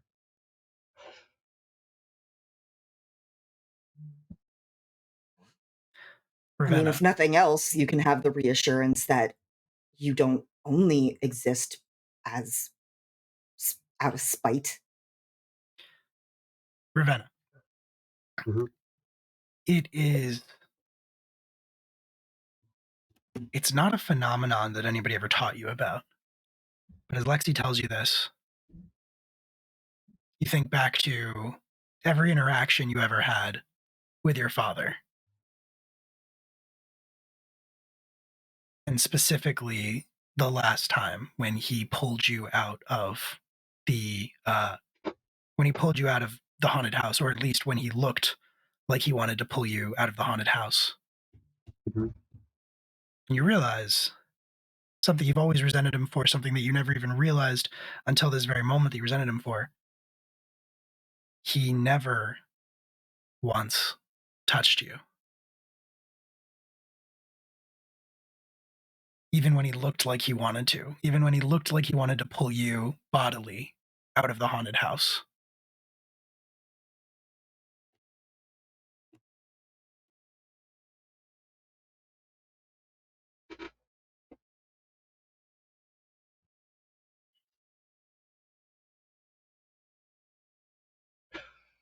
This.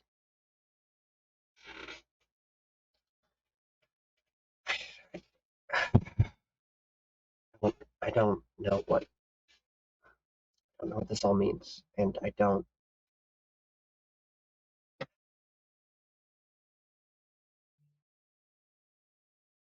I'm sorry if that changes how you felt about your family. I'm not sure, to be honest, what it makes me feel about mine quite yet. I mean, I already knew that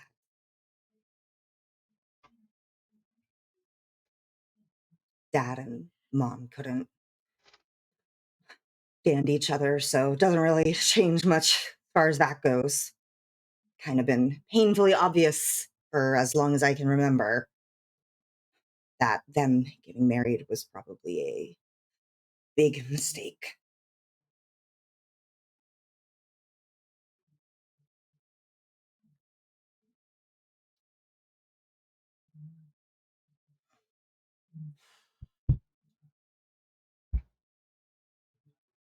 I hate to repeat myself, but I must say again, Alexander sure knows how to pick 'em. And I think we'll say the rest of your cab ride is pretty quiet. Whether or not that is uncomfortable, or, well, let's be honest, it's probably uncomfortable. But one of the things that we do sometimes in Dresden Files is you can change an aspect, or you can add a new aspect. I would humbly put forth a possibility that Lexi and Ravenna would maybe both take a new aspect. I would equally humbly suggest you could call it the parent trap. Ah, That's very good. Chef's kiss. That's great. I accept your humble suggestion. Me as well. And your cab pulls up outside of Madigan Manor. I think there's a moment of pause as you both kind of sit there, neither one of you really making a move for the door, until the cab driver finally says, clears his throat and says, we're here. And you get out. You're standing side by side on the sidewalk, looking up at the house that you thought you knew. But it looks a little bit different now. Not in a significant way, just both of your perceptions of everything that you thought you knew your entire life have changed. Something about the house seems like it has changed to match you. And that, I think, is where we're going to take a break. Yeah. We'll be back in 10 minutes. Don't go away. See you real soon. Same Madigans time, same Madigans channel. Yeah, stick around. And like trading pet sitting, or sometimes when you pay specifically for a like they have to count like that's we are going to spend this much time because that's part of your contract. And we'll just put us live again, so that's what we started on. But yes. Hi. Talking about cat sitting. Cat Yeah. sitting clingy cats when they Well, just like, need somebody to Constant sit with. vigilance. honestly, like the food isn't the problem. It's a like I need someone to address the fact that like Cricket needs a solid half hour of like yelling at you that you were gone for the day before we get back to like cuddle time. And it's, you know, Honestly, it's just a lot of nagging. And if we don't have an audience for that, then problems. honestly, me when my partner gets home from work, you know. Just a solid half hour of you like You were gone. staring at her judgily Why from the did you corner, like leave? you were gone. Why did you I leave? had to sit here alone All of these all things day. happened when you were gone. Actually, Like, I I imagine watched it the like neighbors this. go to their cars I imagine out it the like this. window. Like Yeah. the dogs that lived next door had this conversation. Yeah, when you were not here. Why did you have to They are humanize very it? cute dogs. Because now I have sympathy for when my cat has food but yells at me that she wants the good food. Because now I felt that mood. There is food, but I don't want that food. I want you to make me good food. That's the And now I thing. can't be annoyed anymore because you've made it human, Will. Cheers. It's the Cats- ritual But I of don't being want grilled fed chicken. more I than want it is of takeout. food. Yeah. Cats I be did weird. just- Cats be violent. Ooh. Oh So- no. Well, not my Joe, cat.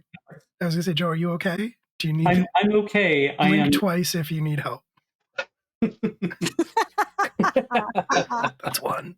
It was kind of two because they were at different times. Mm. No, I'm fine. Message unclear. Send again. Gamer friend cat. Tons of jokes abound about werecatness. So the full moon. Are you becoming a cat? I'm like, no, I'm fine. So, but I did realize that the sad music has been playing this entire time. Overall, I so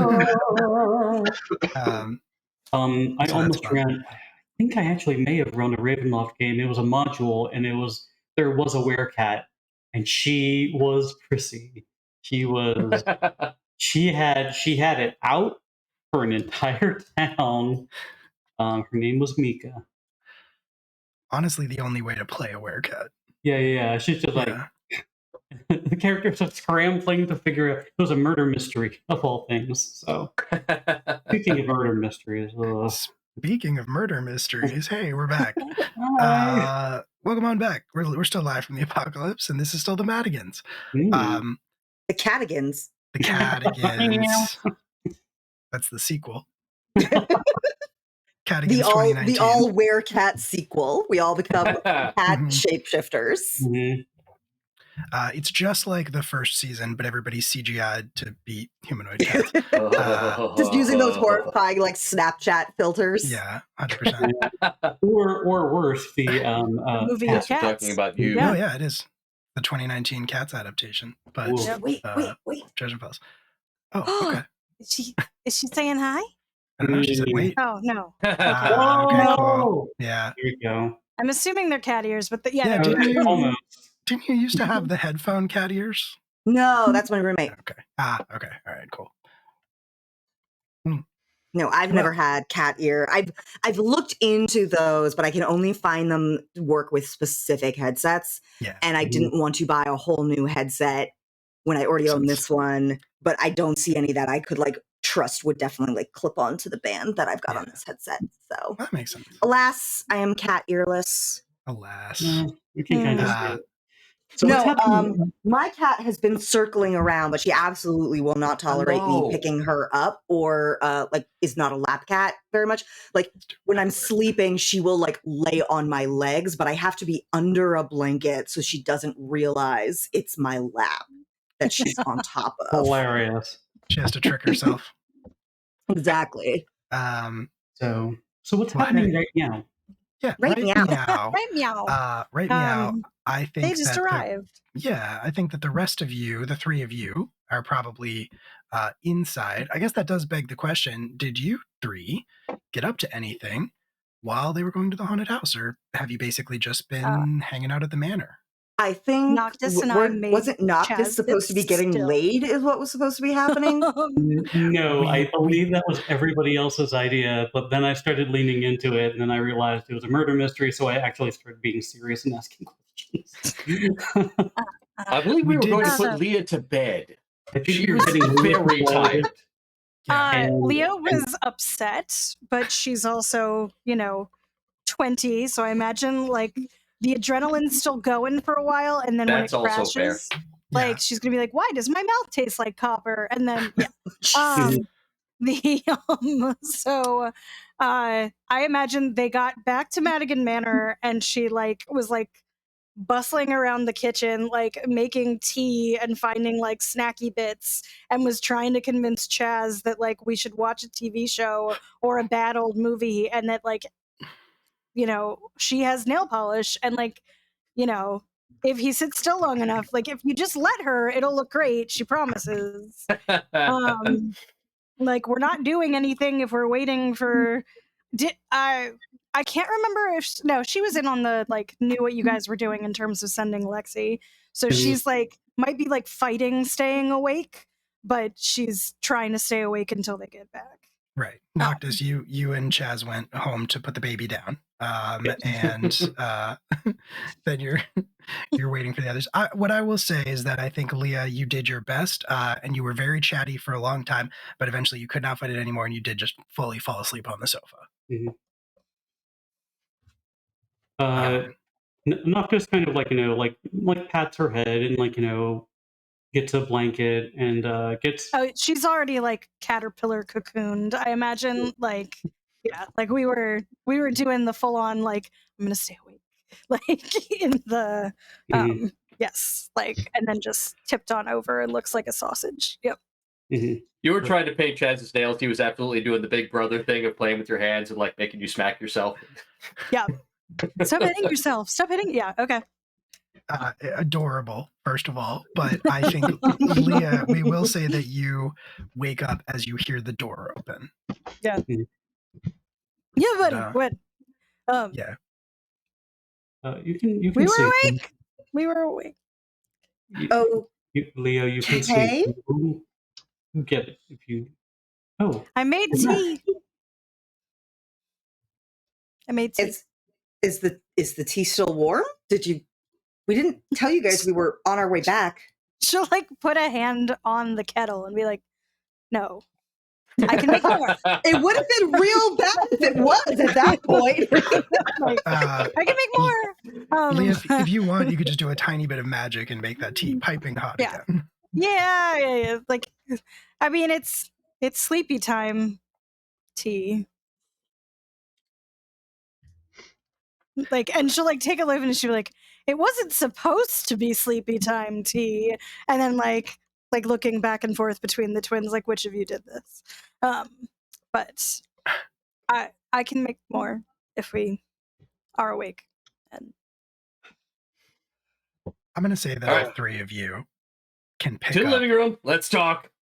All three of you can pick up on the vibes, on the energy, and you can tell that something some not great stuff happened. do you need? so Leo will resist the urge to get piggyback ride from Chaz into the other room. Okay, done. You survived to tell the tale. I'm honestly very glad that you're back, and I hope neither of you were hurt. Did you get any information? More Physically importantly, were you hurt? No. Emotionally hurt? Yes. Yeah. There are methods of curatives that could help with recovering from that if you needed. I'm sure there's some stuff upstairs. It's I get the feeling fine. we're all gonna need it soon. Oh, That's right. You might want to get drinks. Maybe we should put a little something in that tea. Leah? Yeah, What's the hunch? little something, a lot of something. And I don't just Can I say just this because create, I like, just woke up, but like, was this better in the morning? Or is this a now? This is probably a I now. think this has to be a now conversation. As much as I would like to just ignore it and drink until I pass out, which knowing me would be only 3 drinks, I feel like we should really have this conversation now. well, let's speak. Not just Not kind of just- like sits back down and like kind of like swirls his tea a little bit. That bad that I feel like we've been drinking quite a bit tonight. Ooh, you're gonna. Chad's you been putting should. out whiskey and tea and like dealer's choice.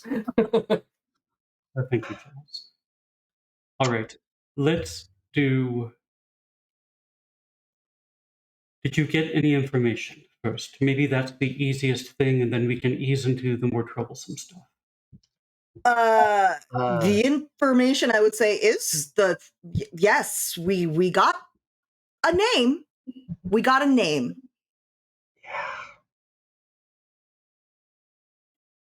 I And Go on. yes, he I don't know why. assured me that as he's will say, he cannot lie because I did not believe him when he said this.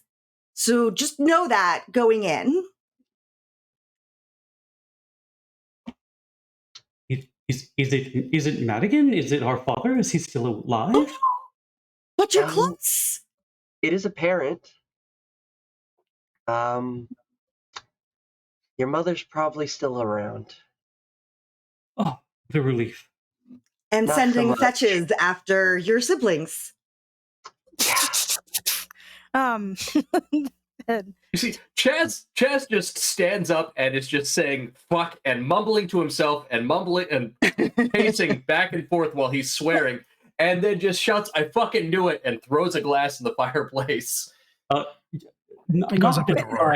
By like by comparison, is just swiftly. You see his like dark eyes, black eyes with like burning gold irises, just like flicking back and forth, like trying to do the calculations, trying to figure out how, like, this is even possible when he's been expending every resource he has in order to like find her, in order to like rebuild the court.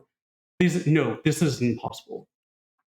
Do you Either say Not that about this. the resource? Not, or not this. You've had a thing lately where if you stop concentrating, you get drawn back to the winter court. well, yes. What's making you concentrate? What is making me concentrate? I'm What thinking reasons do you have to concentrate to stay away from the winter court? Or from the autumn court? This.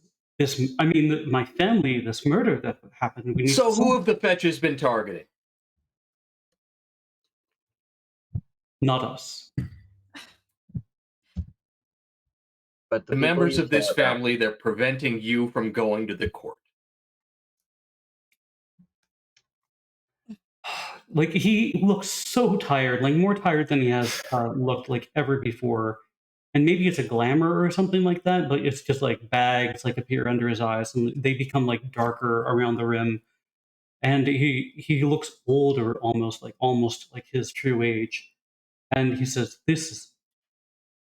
there has to be a logical reason why.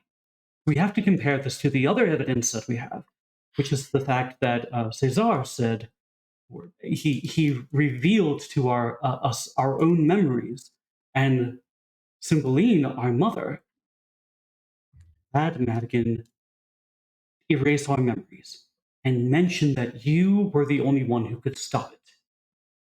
Mhm. Now that we have that memory, what? Stop what? How The does end. that fit in? How does Vespers fit in? Like whatever. Who is it that could have gotten into the house without breaking down the door, and who could have killed Dad and he would turn away his death curse? Cymbeline. Ah, I should have seen this. That bitch. That bitch. Well, we don't know that she may have had her reasons. I don't want to be a murderer apologist. We don't quite know yet. Leah's gonna be like using the edge of the blanket to like dab the tea that she spit out of her mouth. Like, okay, so if this is, but like, what's the advantage of killing me and Lexi? At least scaring you away so that you'd leave? Or maybe they just. I have to feel if she wanted you dead, there are better people she could have sent. Even just for Autumn. The Fae are a wide variety of people. The Fetches are a very specific target. A specific target Not that are making currently feel better. employed by Winter. They used to be Autumn, and how deep do those allegiances go? Oh no, Well- what I mean is if you wanted your targets to go looking elsewhere. Oh, yeah, also good misdirection. Yeah. There's another thing that wasn't revealed, but I may have a suspicion of. Oh, what would that be? Leah, we know that your mother was working on something with Dad about all of this. We know that when Dad messed with memories, he seemed to be more careful, and people seem to recover. Would y'all's mother have been as careful? Could she have been as careful? Oh, absolutely not. A human?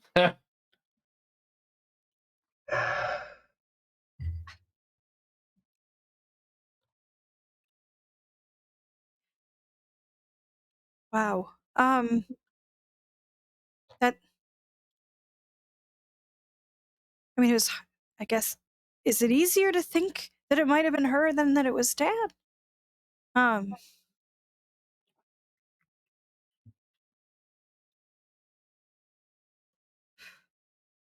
And like, did she succeed or did she fail? I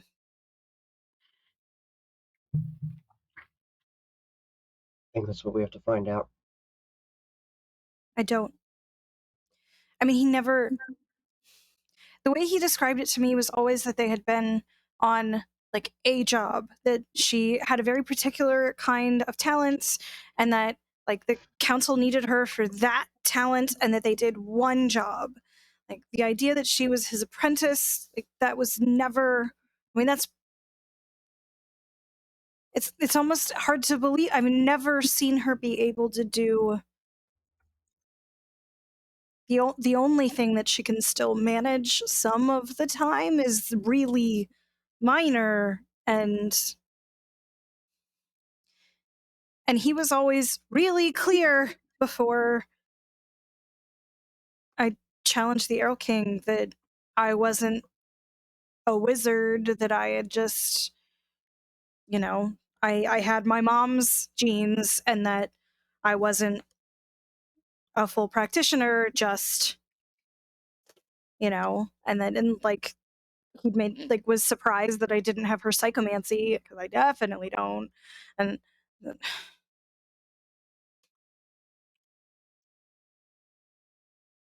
Fortunately, I think she might be our only lead. Noctis, I'm not sure you can trust a lot of your contacts given this. That is true. and should If- you go home? What was it? Should you go back? I Because you can't stay here all the time, right? Like that's cannot, unless I'm focused, and I have been. Most of the time, he like looks at the couch that they're on, where like he and Chaz just bamboozed. Yeah, but He like, said, like legitimately, he can't stay all the time, right? Like, if I'm concentrating, then I can. I feel like if I doze off, there's a possibility. I honestly have never experimented with it. If you go However, back there to rest, does it get easier? I have no idea. Honestly, this is rather embarrassing that I have not really experimented too much with it. However, I can walk between the worlds. So, if need be, I can return if I accidentally leave. Wait, are you all telling me to go home and sleep? Is that what this is? No. I'm worried. What happens if you do? Like, will there be? Yeah. Is someone going to be waiting? Like, Is is it it? safe for you to be there? I'm sure there's a way that we can figure something out. We are all at least somewhat magically inclined, and autumn is the court of dreaming. I'm sure there's something I could do. Speaking of all of that, three of you, Lexi, Leah, and Noctis, Mhm. you can roll lore if you want. Now. No, fine. Where's my thing? Fantastic. How many bits of It's fate 4 do we dice. have stored up? 5. 5. Enough. Use one. That's what they're for. If we I hit rolled- 0, we can milk donations. I I'm got sorry, 5. I didn't say that out loud. I got a going to- 5. Just Yeah, I'm gonna. FYI. I think Noctis is too messed up. I've gotten that would be lore. I got a 1, so like he's still a little messed up from all this revelation. Yeah, compared to the 5, I'll let her take it. Yeah, you got a 5. Lexi, did you roll?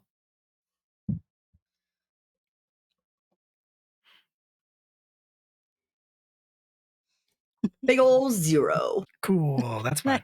Leah. Yeah. You're sitting around talking about leads. Everybody's talking about leads and what to do.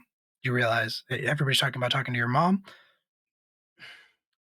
You realize that from your lessons, while your father may have maintained that you didn't have what it takes to be a full wizard of the White Council, you know enough from your lessons to know that if you have the true name of a fae,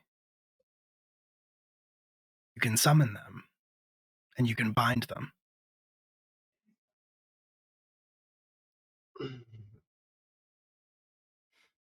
Maybe that's one of the things he may have just forgot for a reason. This is a weird question. Noctis.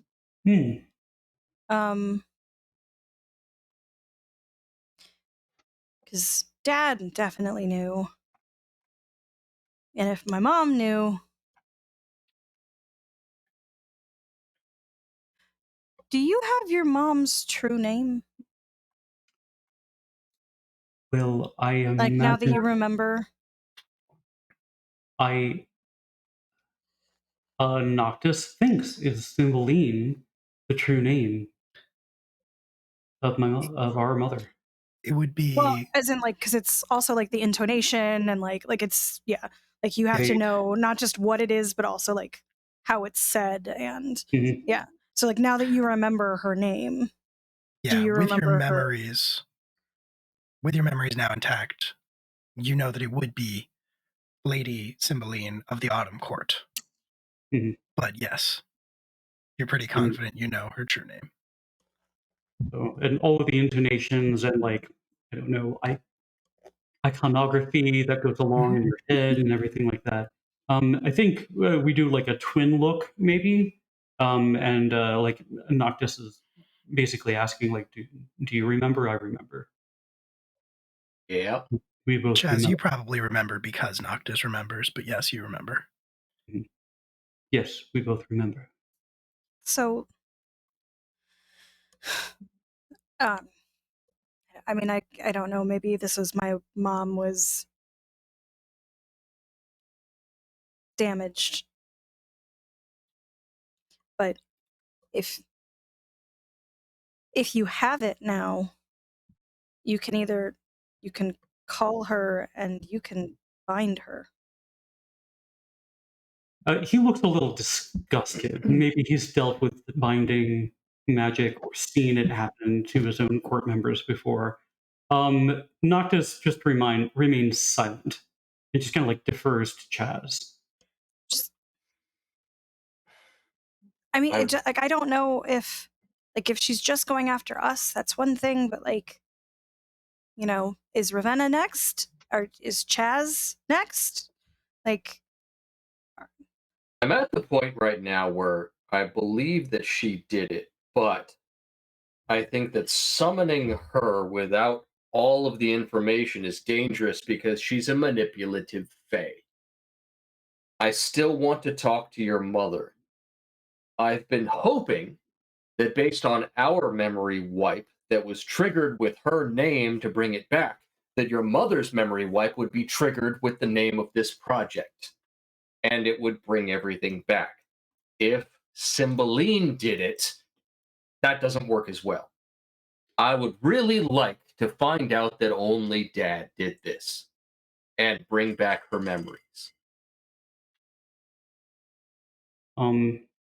yeah, that's, I won't say best case scenario because that still sucks, but Point of order. What we got. Quick point of order. Leah, remind me, do you have thaumaturgy? I do. You do have thaumaturgy. Okay. Yes. Oh wait, You hold would- on. No, I think I have ritual.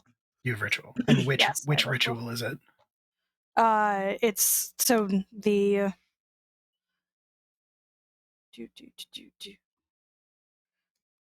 have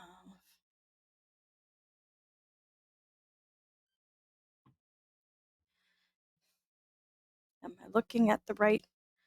I have a 3 discipline. I know I have ritual. I don't know what's listed as what ritual based on When you do ritual, you have to pick one type of thaumaturgy, like one use essentially of thaumaturgy that you can do with it.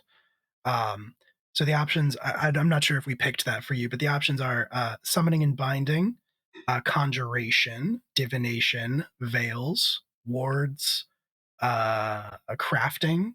Right, it's just not on the sheet. I think I picked divination based on my mom. That makes sense. So you have a divination specialty.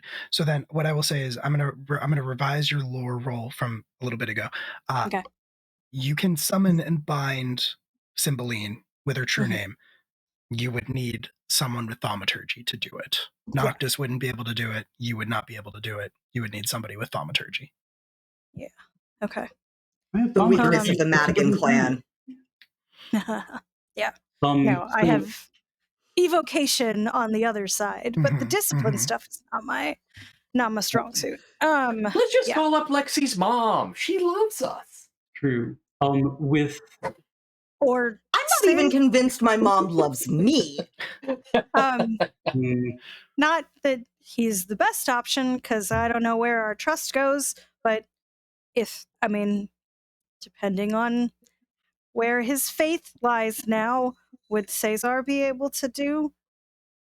Because, he said he doesn't do magic anymore and then he's changed it for faith, but he would be able to put us in contact with somebody who does. And I know our brother has quite a few contacts, to be honest. But are any of them magic users you would trust?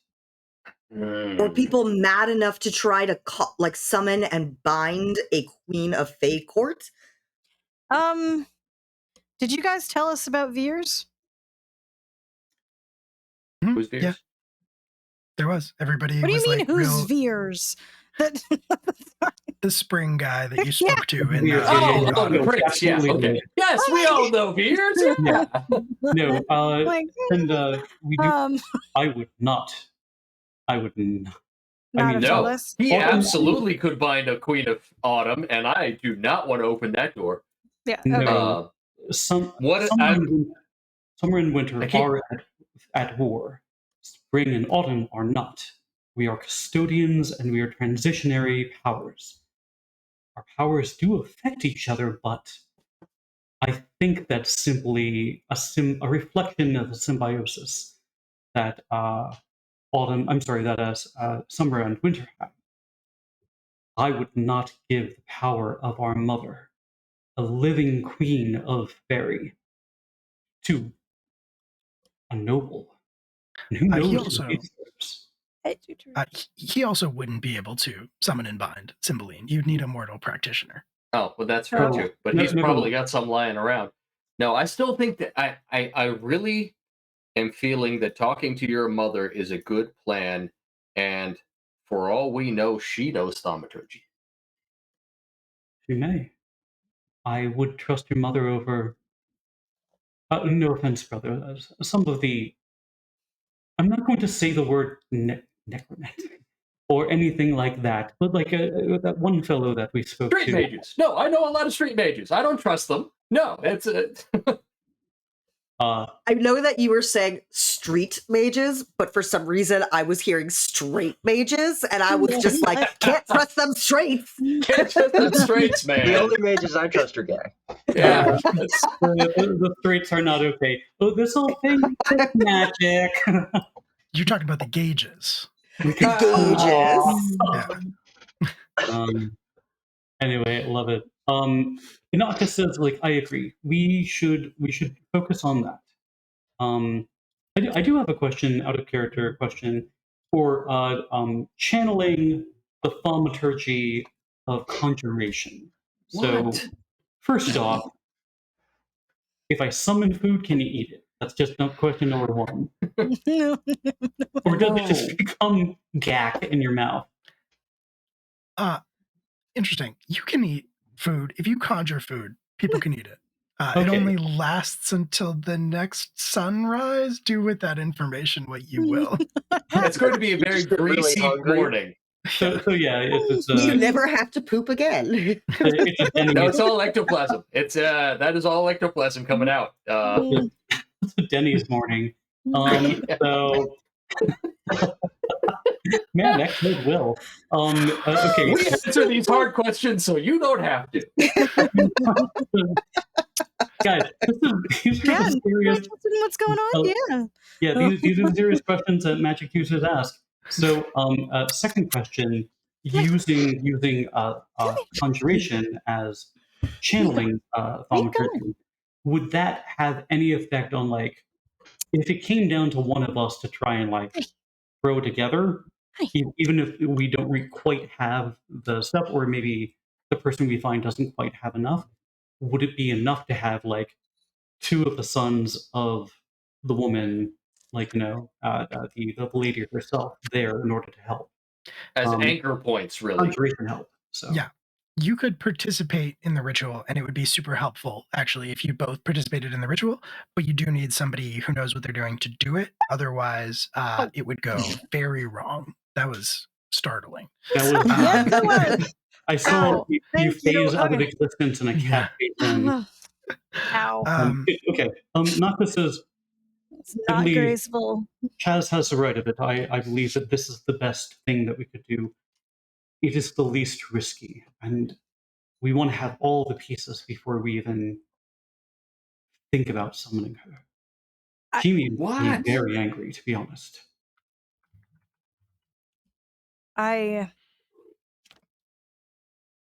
Then I think we should wait till morning.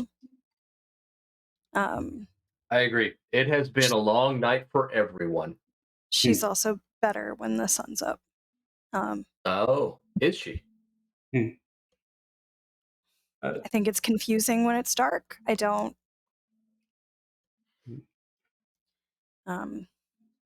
Yeah. And if we're gonna go spend some time with her, and I don't mean this but all of you are strangers. I imagine that like maybe she's met Noctis before, like just because he's like popped in, but I don't know if it was ever like clear as to who, or if she knew prior to her memory being modified, like that he was a son of Alexander's. and like she talks about, like I talk about you guys, but like not, you know. So if we're gonna go see her, I'm just gonna, I think I've still got some stuff in the fridge that's like some of her favorites, and we'll bring that over with us and do that. Yeah, so everybody can sleep, I guess, decide what you want to ask, but I can't promise how helpful it's going to be.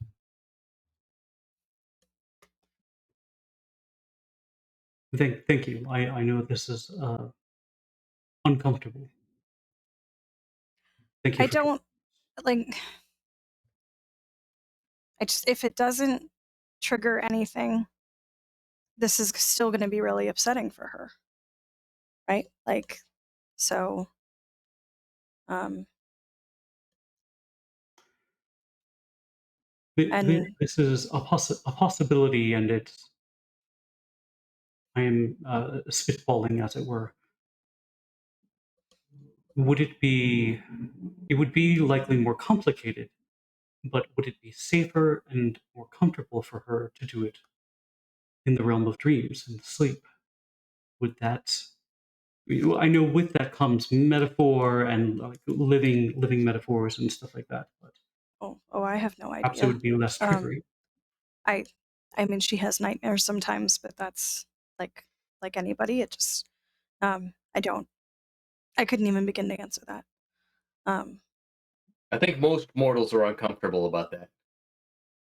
I like it as a plan too, maybe to encounter and to engage those nightmares, but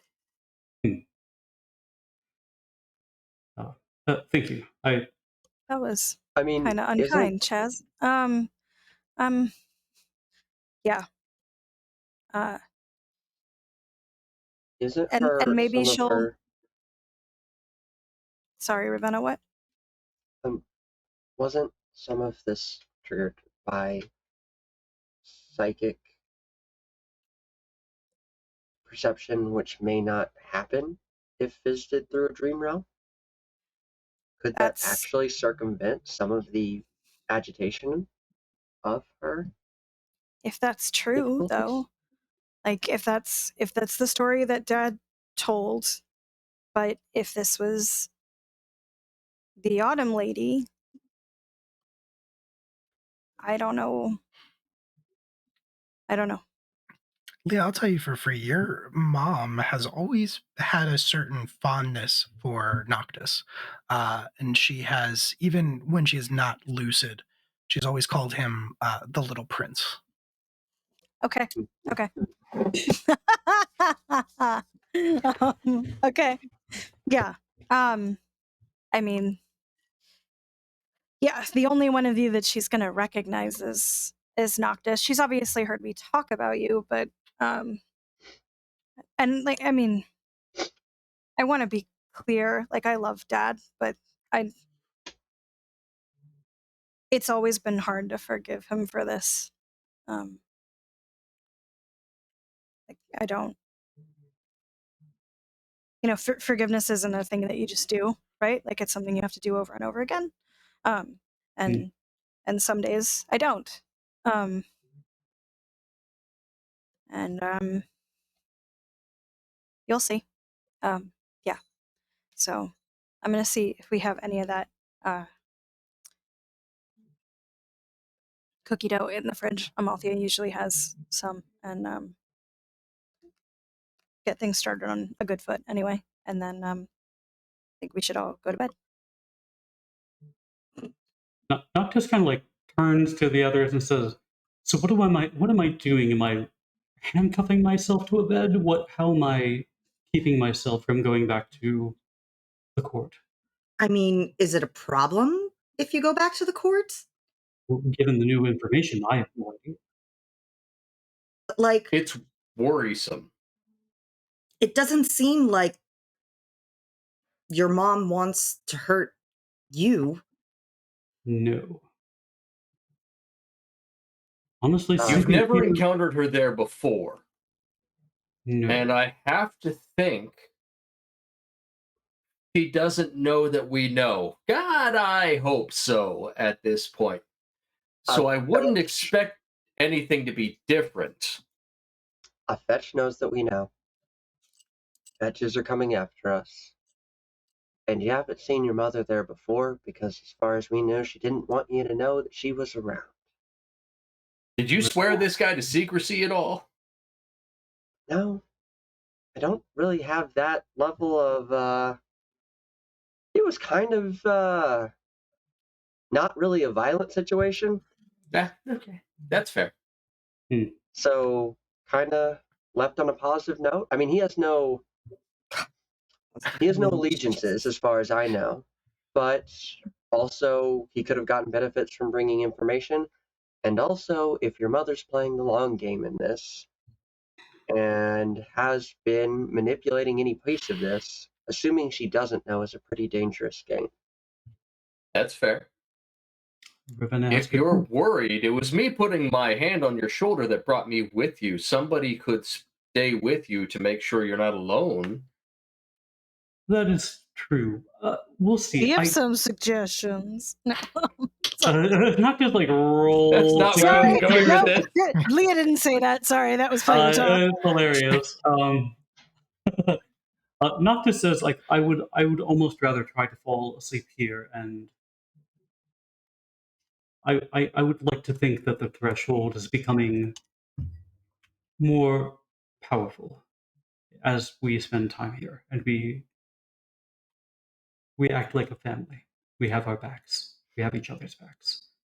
Hopefully you can sleep here feeling comfortable and safe. Yes. Yes. And Noctis just like he's like,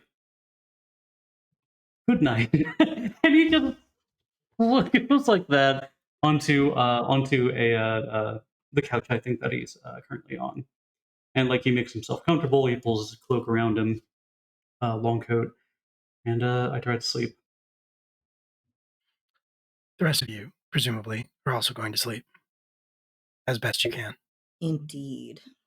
I think Ravenna would be up a little bit longer than the others.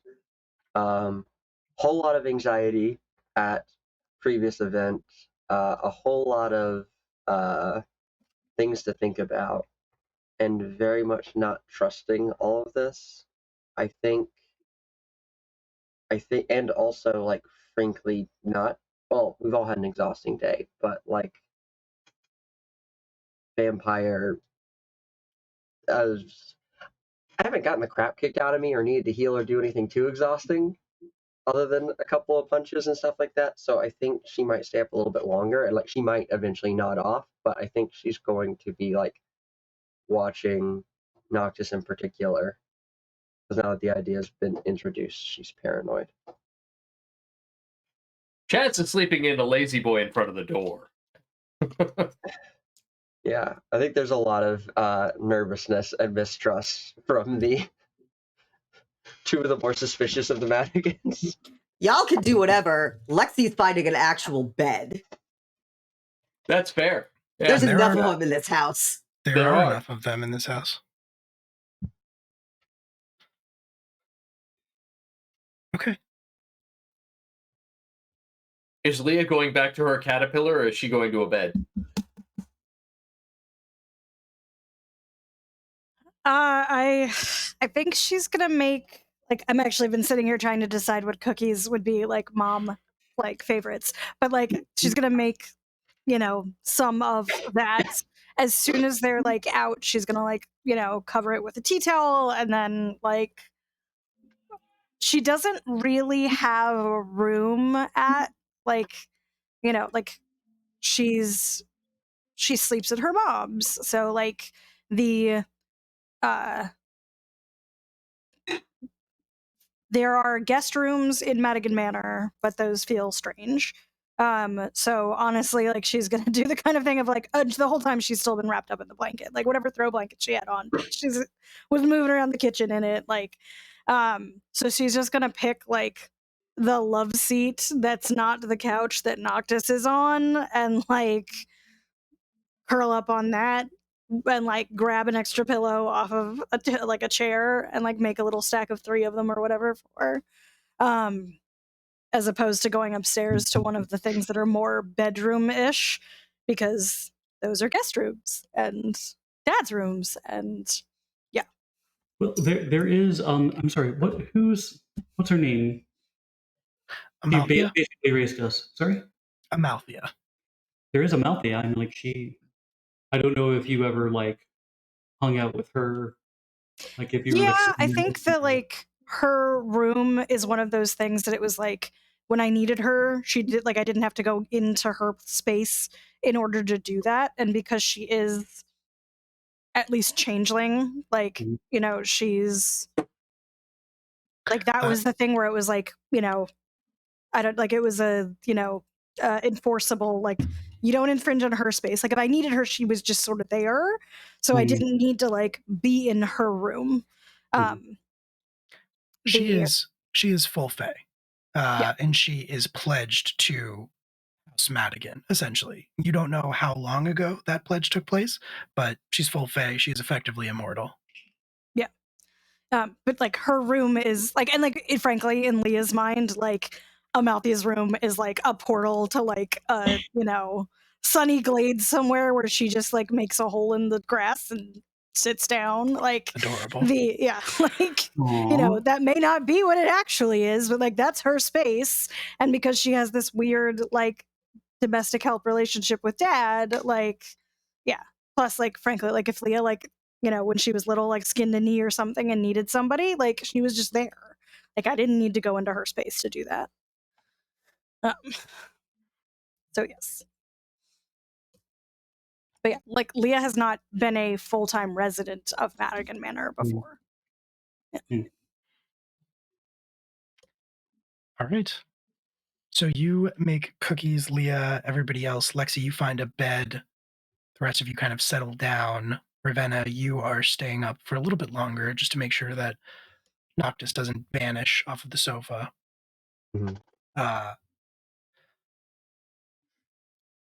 All of you eventually fall asleep. And Ravenna, sleep overtakes you very quickly, Mhm. much faster than you expected. 1 second, you didn't even feel remotely tired. You're way too wired from everything that's happened tonight, from being around that much fear and high emotions in general. And then next thing you know, you're out. You feel yourself nodding off.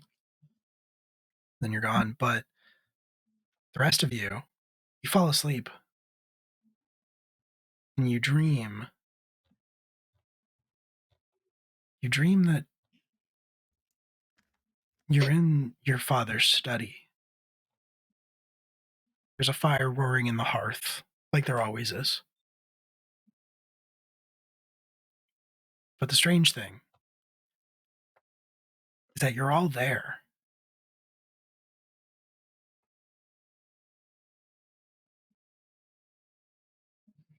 You all see each other.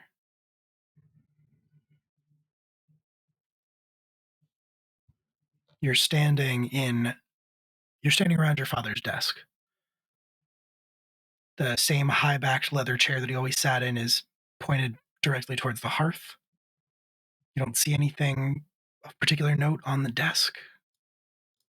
You don't see anything that looks out of place. Mhm. But you all see each other. Noctis says, do we know we're dreaming? Sorry, repeat that? Oh, do we know that we are dreaming? You are aware that you have fallen asleep.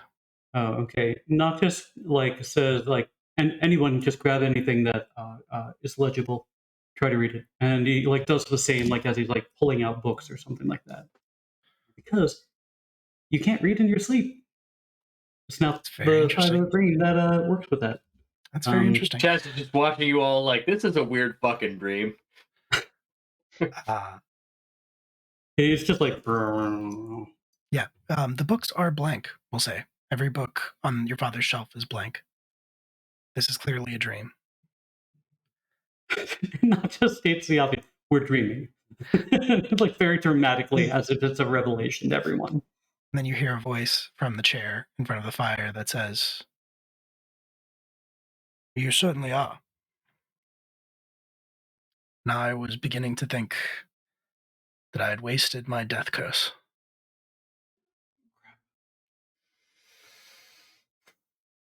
And you look over at the chair and you see your father sitting there. Oh my God. I swear to God, I thought the log in the fireplace was the last time we were going to have to listen to you. Is Ravenna here? Ren is there, yeah. Okay. Everybody's there. He will give you a wry smile, Chaz, he will say. Had all gone according to plan, it would have been the last you ever saw or heard from me.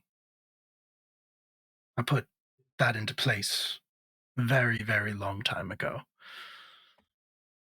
This, and he points to himself, was a readjustment based on circumstances. So, what was the death curse? We've all been curious. Is it this? A dream? Sleep spell? You in front of us is a curse. Let's be fair. You've learned quite a bit about your dealings, Father. I'm sure you have. You're just a message still, though. Like this thing that's talking to us right now is still a shade. I am dead. My death curse was an eternal nightmare. On whom? Whoever killed me. That was the intent. I had to make adjustments on the fly. And these are the results, Why? unfortunately. Because I had to get a message to you. All of you. And I could only change so much, which is why I had to wait for you to fall asleep in the house to reach you.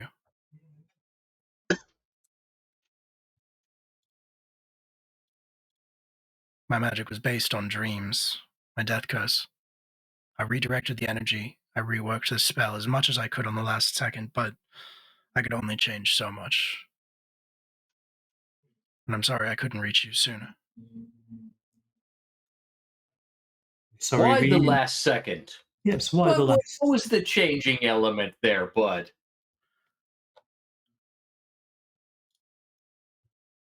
It became clear to me in my final moments that everything, exactly what I had spent my entire life working to prevent, was coming to pass. It was Cymbeline, wasn't it? You can say it. In a way, it was. Very but vague, Father. I'll try to speak clearly. The courts of the Fae, they are not neutral. They have their own purposes, their own desires, their own wishes. The mantles are not without motivation. And your mother, she never wanted this to come to pass. She did everything she could to hide, to abandon her legacy, leave the court behind. But it caught up with her eventually. He kind of stares off into the middle distance, says, "They never should have taken her away from me." Our mother left. Right? The council put her in hiding elsewhere after it became clear that we loved each other. Right.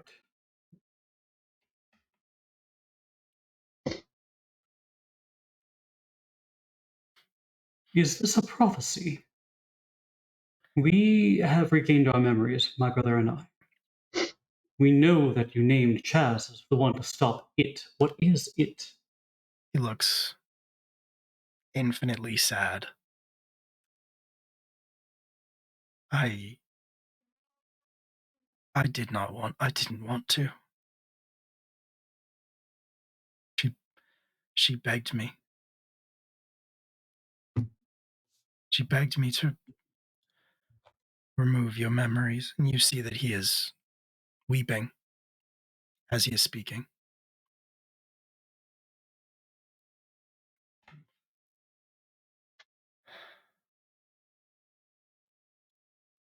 I don't know what Vespers is. I don't know what it means. I know your mother feared it more than anything, and she wouldn't tell me. When the council took her away, I didn't see her for years, decades. And then she turned up one day, talking about Vespers, saying this word over and over again, telling me that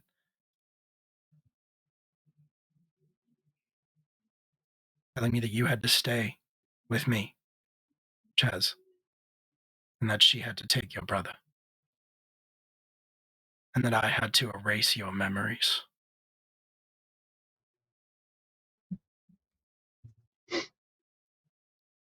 Is that what you were working on with Leah? Leah's mother? Amelia, Amelia. Yes, Yeah, that's the one. Amelia. it stuck. It stuck in my head. I didn't know what could have her so afraid. She was such a strong, fearless woman. Amelia was my apprentice. We spent so much time looking together, trying to figure out what it was, what it meant, what would come to pass, and how it would come to pass. And eventually,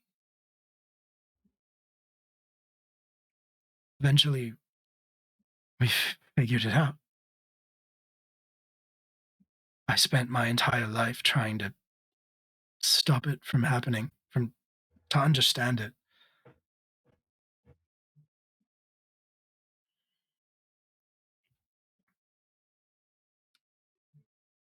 But we were being pursued by the courts. By the Winter Court? The winter court, the summer court, the spring court. They all wanted to know. Oh.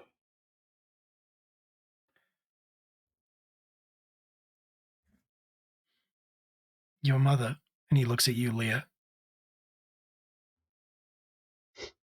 Your mother was the smartest woman that I ever met. The smartest person that I ever met. And she found it.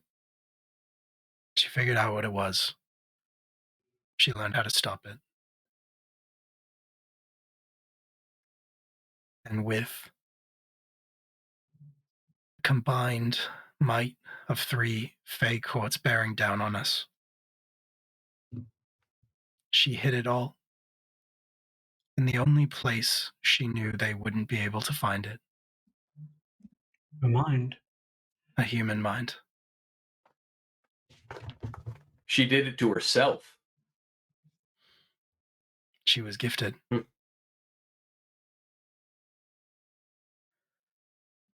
She hid it deep within her own mind, and it broke her.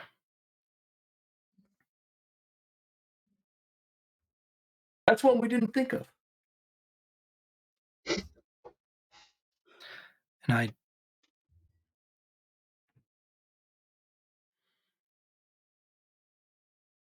I didn't ask her to do it, but she would have done anything for me, and I knew that.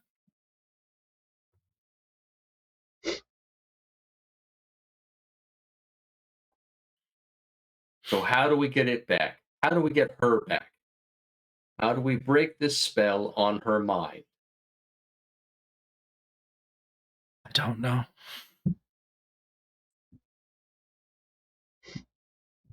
But when you do, if you do, just know that they will all be after you. We are being attacked by fetches.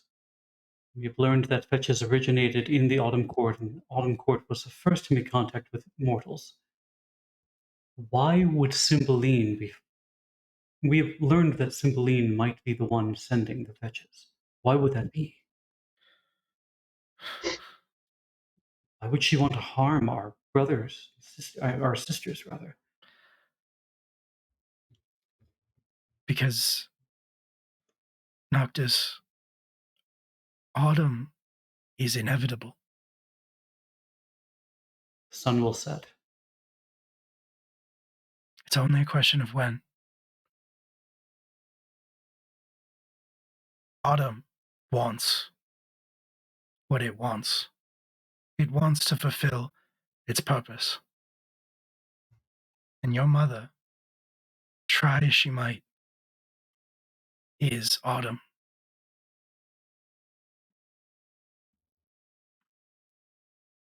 I think the only thing that delayed it this long is what you took. The mantle.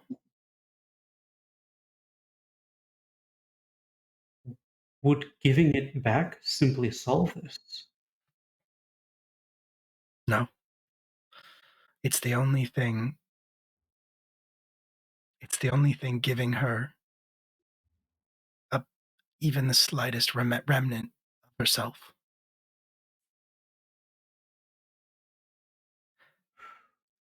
Cymbeline, Noctis, Cymbeline is gone. Autumn is all that remains. Except, maybe, for the slightest chance that what you hold has left some small piece of herself behind, has left room for her to tuck something away.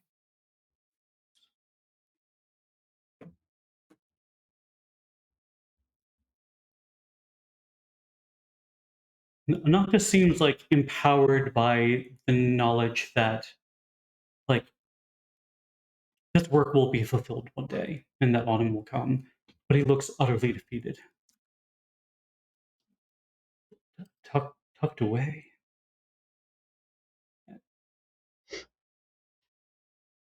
He seems to not comprehend, like, he's like, but they're our family. These are our sisters. They can't. I mean, they don't want to prevent this from happening.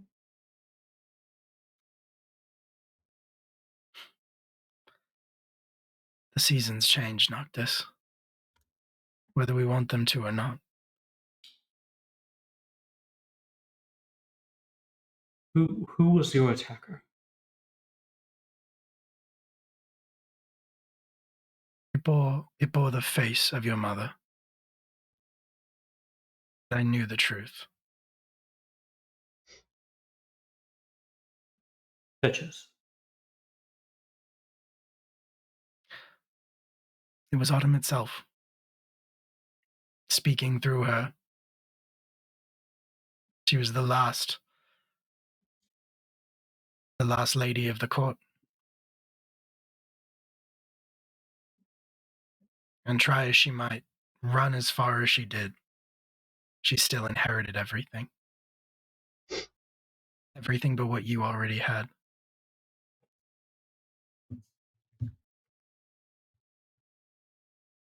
Yeah. Chaz, do you have any questions about your... Did she say anything before she did it? She asked me questions. Like? Where was the information? How could she perform Vespers?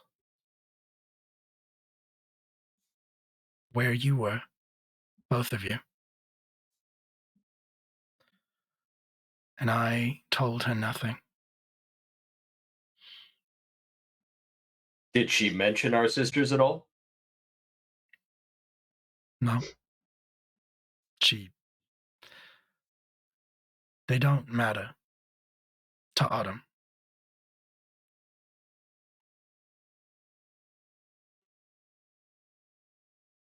Well, if we inherit Autumn, they most definitely will.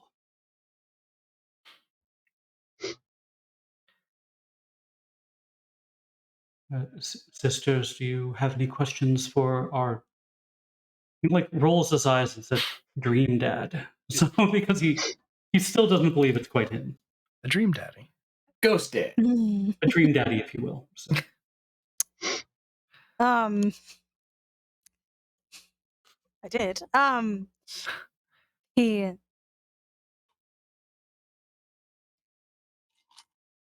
if autumn is inevitable, but so then follows winter and spring.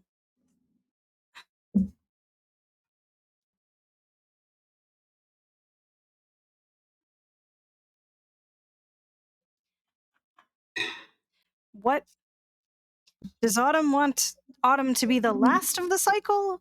Is that the huge problem that Vespers needs to exist? Or is it just that it wants its place in the cycle? Because, if it's just autumn, then it's just fall. But once upon a time, a very, very long time ago, the cycle was carried out on a regular basis. Autumn would come,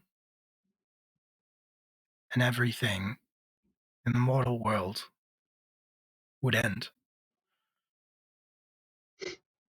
But summer and winter are eternal. Everything would end. Winter would remain in power. Spring would create something new in its place. Then summer, and then autumn again. And so on, until, for whatever reason, winter and summer broke the cycle.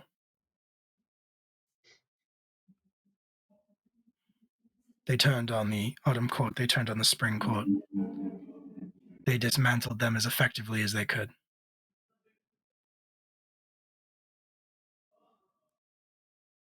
And your mother was one of the only survivors. She sought asylum from the White Council. And for God knows how many years they gave her shelter. They protected her until one day she ended up in my charge. And we fell in love.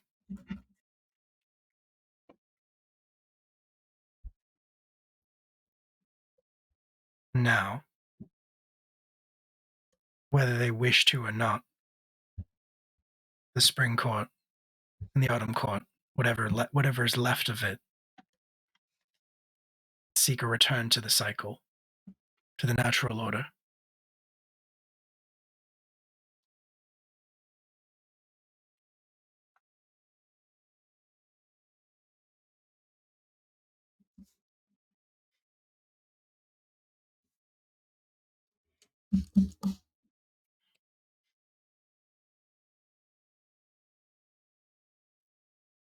Do you have any thoughts, Dream Father? Of? He still doesn't quite know. It's not him. It's a... Yes, no, that's not why I'm laughing. But yes, go ahead. Shade. No, I know. Yeah. It's not a facsimile, right? Not so this is him in real time. It's like a copy, a shade of him at the moment of his death. So we're never going to get closure, is what I'm hearing. So, did you want to ask for closure? No, I don't think there are more pressing things than closure from this guy. So Noctis says, he's like, if we were to find someone powerful enough to summon her, would we be able to stop her? She was bound correctly, perhaps, but I don't think she would answer to her true name anymore. I don't think she's Cymbeline anymore. She is something else, so her name wouldn't work. I don't think so. She is the Autumn Court. And Would Amelia be able to do it if we were able to break through to her? Amelia is the most gifted psychomancer that I ever met, but she's not a wizard. would she be able to pass her powers on to our sister, her daughter? No. In that case, we should keep the Autumn Court as far away from her as humanly possible, since she does have the key buried in her head. Does Autumn know this? I believe that they do. But she is protected. And they can't extract the information from a human mind. They can't take something out of what they don't understand. They can put her daughters and the rest of us in danger and force our hand. Is that what's happening? I wish I knew, Noctis. Out of character question.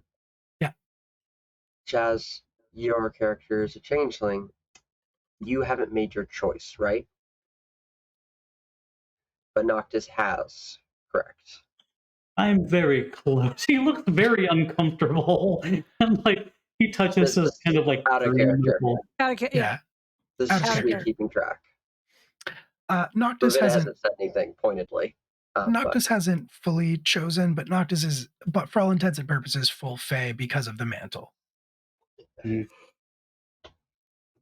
But like, could we choose the Autumn Court if we were to make a choice as a Fae? Is it a real court right now? If Oh you my god, my choose- allergies are killing me right now. I'm so sorry. No. I was going the opposite way with that thought of Chaz being the only one who could choose not Yeah. still, and in the chance of Autumn returning if he was the last chance of it. Oh, so like basically putting like a wrench in the gears of it. Yeah. If it's basically overtaking, like your mother was overtaken by this force to the point where she couldn't even stop it from overtaking, and if Noctis is too attached to this to also get overtaken by this, then maybe the reason Chaz can stop this is because he's the one who hasn't committed and is the last in the line of this. I don't know exactly how Fey Mantle passing works, but if neither of you have anyone to pass it to, and he's the last in this line, and he could still choose to completely cut himself off from the Fey side of things, that would end Autumn. Maybe? I don't know. Here's what I can say. The truth, the facts, whatever is left, is inside Amelia's mind. And I What I was don't afraid know. of. I don't know what lengths the Autumn Court will go to, or the Spring Court, or even summer or winter at this point, since they want to stop it from happening. I don't know what lengths they'll go to. She is safe for now. But if you want to know what you have to do to stop this from happening, you have to get that out of Amelia's mind. And once you do that, you will be in great danger. Father, who do we have to turn to help us? The White He looks- Council, are they trustworthy? He looks very, very sad. And he says, "You can only trust each other." What about your old partner?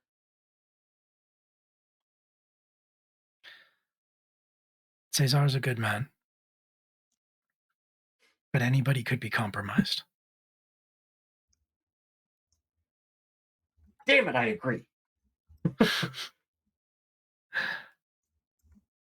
You have to do this together.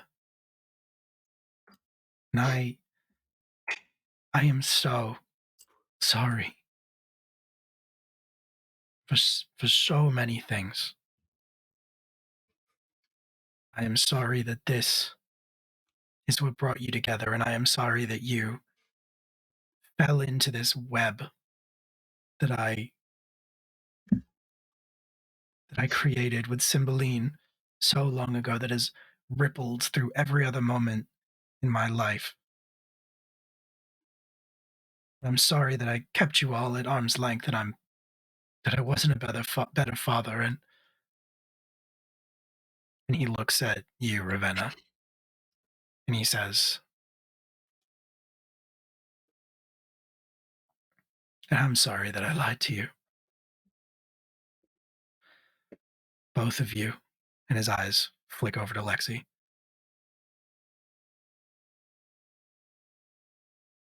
It wasn't my choice. So you really did love her.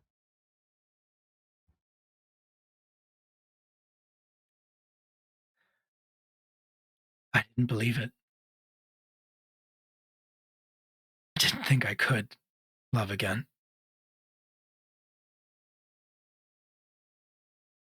But it was impossible to deny. She burned every time we touched.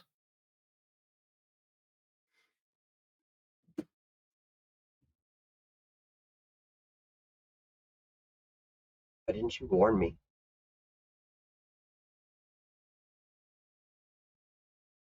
I could have avoided all of this.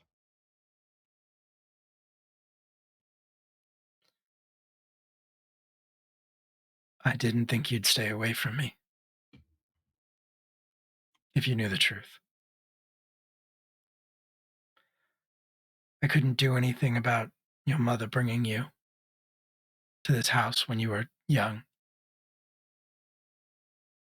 But by the time you were old enough to decide for yourself, it seemed the safest thing was for you to hate me.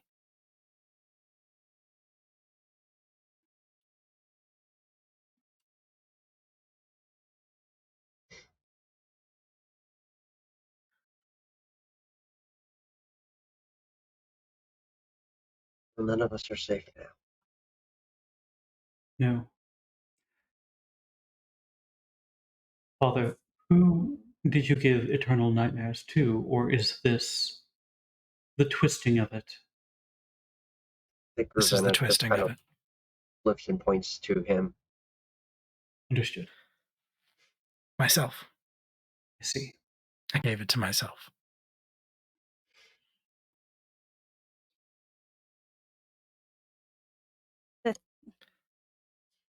This is going to kill her, isn't it? I don't know.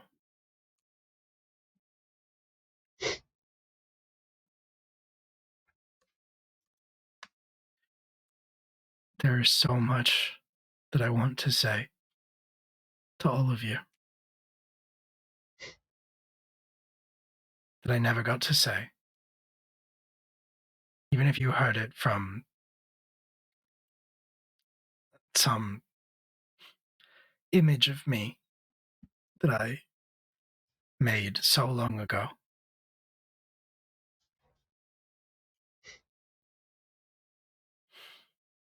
I don't blame you if you hate me.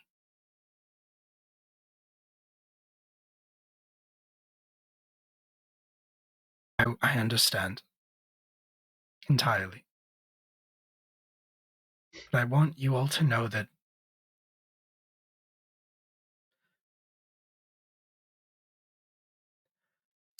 I have loved you, each and every one of you,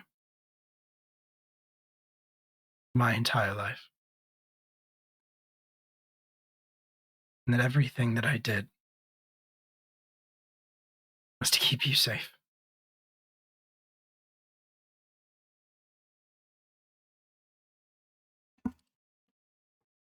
Did Ravena's mother know that you loved her and that's why you pushed her away? Of course.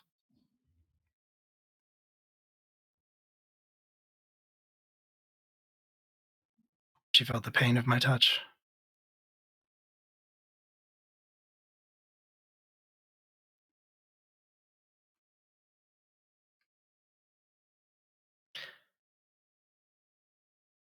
If there is a way to release you from this,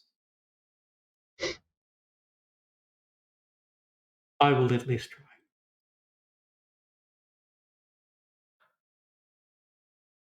But you have to promise, if we are ever to visit or be visited by you again here, be a better father.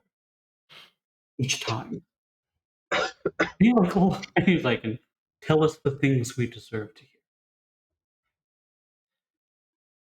I will remain here for all eternity or until the curse is broken.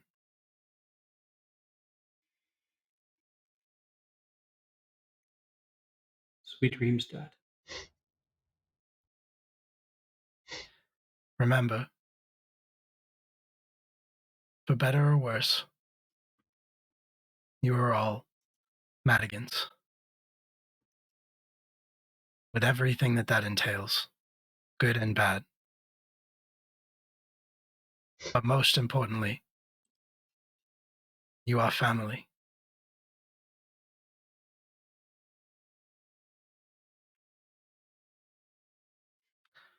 And at the exact same moment, you all wake up.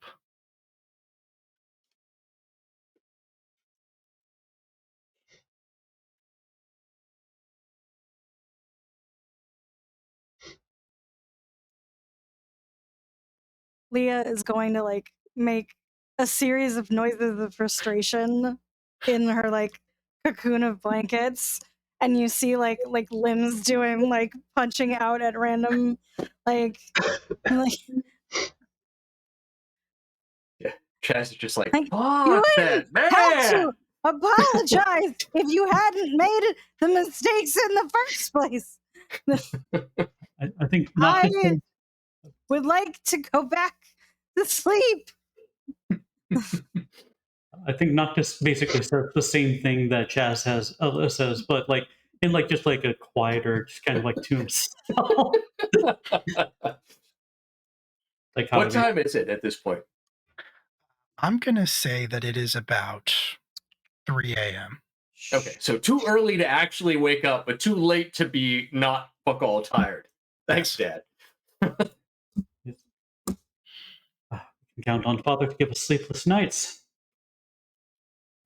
Leah, are you okay? Lexi? No. So Lexi wasn't, I think, was the only sibling who didn't stay in the room. Yeah, she is in Yeah. the bed. She's upstairs. But I think at this point, you Oh. guys like hear thunking on the like stairwell, and Lexi just walks into the room with a pillow and a blanket. And was like, "Fucking Dad!" And just like it's like angrily like bedding down in the room with everybody else. Lexi, Ravenna? He might not have intended it, but it wouldn't have happened otherwise. And now my mother is a time bomb. And I don't know if he just sacrificed her for his former love, if any of that.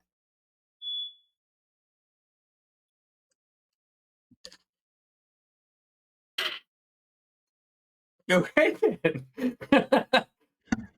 Oh, okay. I was like, literally everybody in the stream looking around, figuring out where the noise is coming from. Okay. Whose fire alarm just went off? The weird thing is, it's somebody in the audience. So, what a twist! Who else did? Just to be clear, do we actually know who it was? It was Ravenna. Oh, okay. I was like, what the fuck? Sorry, the cat just jumped on a thing. I assumed that she set it off. Like, okay. Anyway. Yeah, someone had the audacity to cook in my house. How dare! How dare. How dare. Yep. I have one of those Oh, too. okay. It's Justin. Everybody, it's Justin. You can all relax. Oh, okay, all right. Yeah.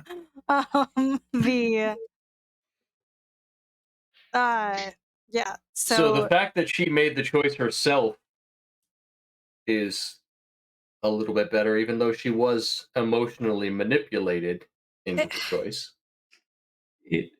I don't. Mm,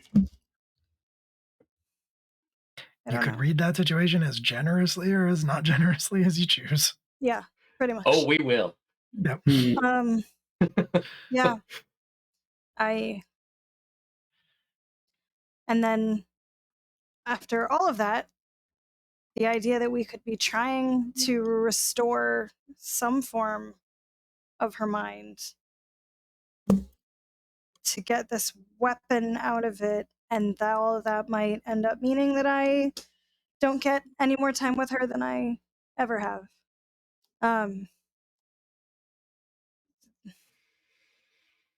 Leah, in the end, this is entirely, we will be in danger and we will be on the run. But if we retrieve this knowledge, we will still be in danger and still be on the run. This is your choice. It's also your mother's. It's between you two. You don't have to do this if you don't want to.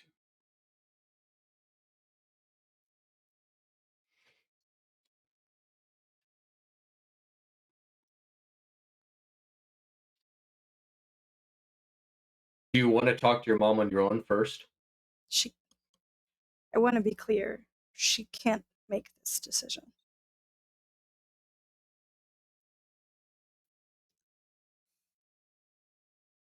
No. I mean, Noctis knows. It's not. Yeah.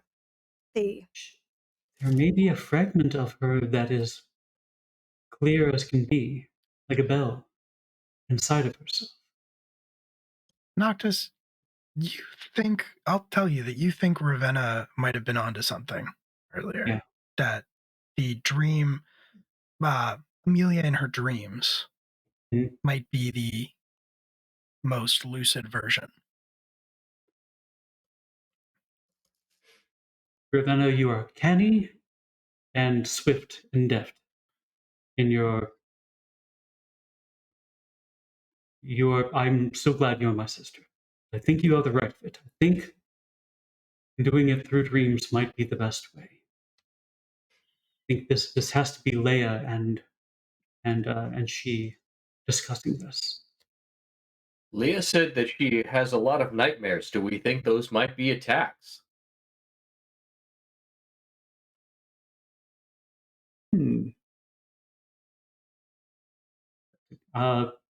What do you roll for that? Great question. I'm going to say that you can't make that judgment without being able to look at Amelia or talk to Amelia. Once you're there, your connection to this realm of dreams and the everything that comes inherently through that to you as the mantle bearer of Autumn, you'd have a better sense. But from this distance, separated by houses and thresholds, you have no idea. I don't know. We would have to be in the room there. But that is also a very good insight. Let's just say I think that this idea has merit, definitely, to engage her in her dreams, but be aware that you might not be safe.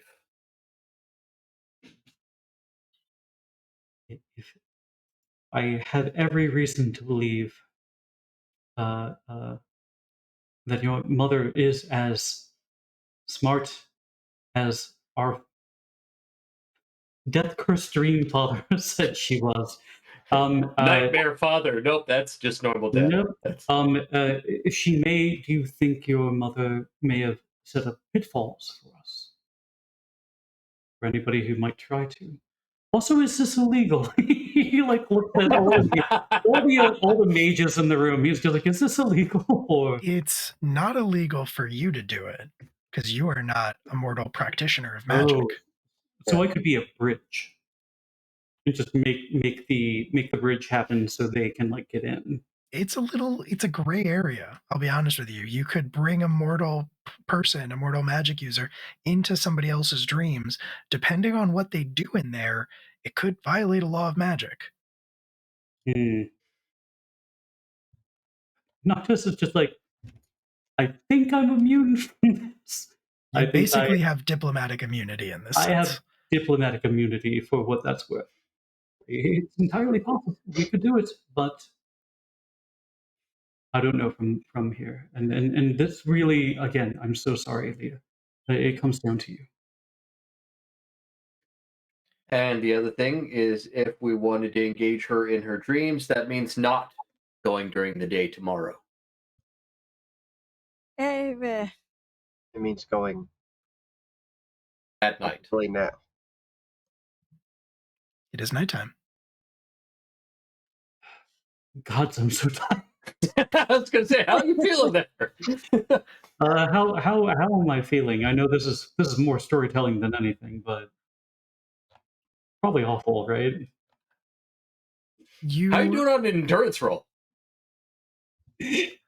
Sure. I'm not going to make you roll endurance right now because you're not trying to do anything, but that may come up in the future. Oh, no. What I will say is that Noctis, as you start paying attention to this, as the King of Nightmares, which I believe is one of your titles, you Hello. Go away. don't really get tired. Okay. He's just exhausted. But you are tired. Mm-hmm. You are tired right now. You are out of character tired. Oh. Or you are out of normal tired. Yes. Oh, for real? For real? For real. You, Joe Gates, are tired. No. I am wide awake and ready for it. Are you saying that like Noctis is unnaturally tired for some reason? You realize that it has been a very long time since you felt sleepy and tired and exhausted, but you are right now. Beyond the emotional exertion of the last 48 hours, beyond everything that you've done, all of the fights that you've had, you are drained in a way that you have not been drained since before you took up the mantle of autumn. Noctis says, he just goes, uh-oh, which sounds very unlike him, and like his eyes are wide, and he just says, we may have a problem. I can't get tired, and yet I am. Do we think there's outside impact on that? It could By be the Queen strain of Nightmares? Could be the strain of because the you autumn. haven't been back to your realm? That wouldn't matter. That wouldn't matter? That wouldn't matter. That wouldn't matter. Do we think this little seance would need to be done there? I wouldn't want it. I would put it in Leah's hands in order to bring your mother there. I think that would be strange. It might be the strain of actually. Like he says, like Leah, you've been studying a lot more than I have, and do you think this is the strain of the mantle itself? You have a higher like lore than I do. Yeah, was you gonna can say, roll like, lore if you want. Leah can roll lore for that. All right. You can try to assist. All right. He says, "My joints kind of hurt." Like like those first symptoms. Yeah, she'll break out the magical stethoscope. Bayweb MD. Yeah. Oh my god. Okay, well that was good though. 6.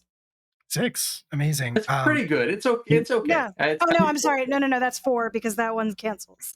So okay. sorry. 4 still. Because there's 3 good. positives and 1 negative, and then I have a 3. So sorry, it's a 5. And do I have to roll to help? Final answer. No, and you would actually, if you tried to help, you would just make it. You'd give a -1 because your lore is lower than Leah's lore. Shit. So basically, what you would know with a 5 is, you would suspect. You would suspect a few different things. You would suspect that the way that mantles COVID. work. No, Yeah, sorry. right. Yes. No, the way that mantles work is that the power is not. Should I put this? The power is essentially without limit, as long as you are the only one drawing on it. Too many people on the broadband. So Yeah, too many cooks in the kitchen of autumn, perhaps. Which means also, you don't know how much longer Noctis is even going to be able to do this. Ooh. Has to Potentially. be tonight. Yeah. Okay. So I have good news and bad news. okay, and I have little sleepies right here too. With which do you want first? Good news. We still love you, and His eyes go wide and then flat. and the plan that we had of doing this tonight is a really good one. Yes. So And that's it. Good news. the good news. Thank The you. bad news. So I don't know who else would be using the mantle. Probably mom of you. But the like, if more than one of you is using the power of the mantle, then the battery drains, and it might not necessarily be able to handle being drained by more than one source. So, and obviously, like, the more sources of drain, the worse that is. So, like, You should go now. yeah, yes, it was a good plan. It was a good plan. Yeah. We also don't Thank you. know what they're doing with it, so that is also concerning. Yeah, We side know by your side. mother is safe for now, but it is. You're right. Ravenna, it's probably better if we go over there now.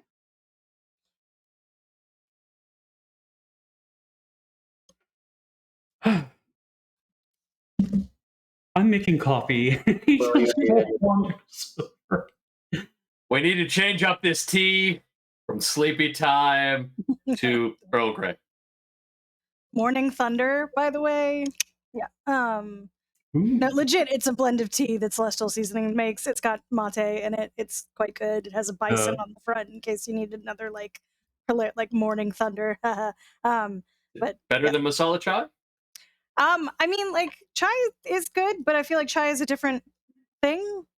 Like, I don't know. Like, if you're thinking about like tea that's going to do the job of a cup of coffee, I don't know. When I want chai, I want something else. Like, they're different feels. Okay. Yeah. Sorry, as I make Chris Will, stop. you're muted. Yep, I sure am. I thought we were I've been giving talking. this. I've been talking the whole time. Just talking Yeah, I away. tried to tell Yeah, you just earlier, talking but I away. think I got talked over. But I just was talking to trying himself. All good, all good. Thank you so much for letting me know. So yes, okay. Noctis, you can conjure up some coffee, but as you were doing that, the mantle, the mantle's unusually cooperative. Like it wants you Oh God. to go and do this, and so I think as you go and open the kitchen, as you go to the pantry in the kitchen to get coffee, to find coffee, you see a rift inside.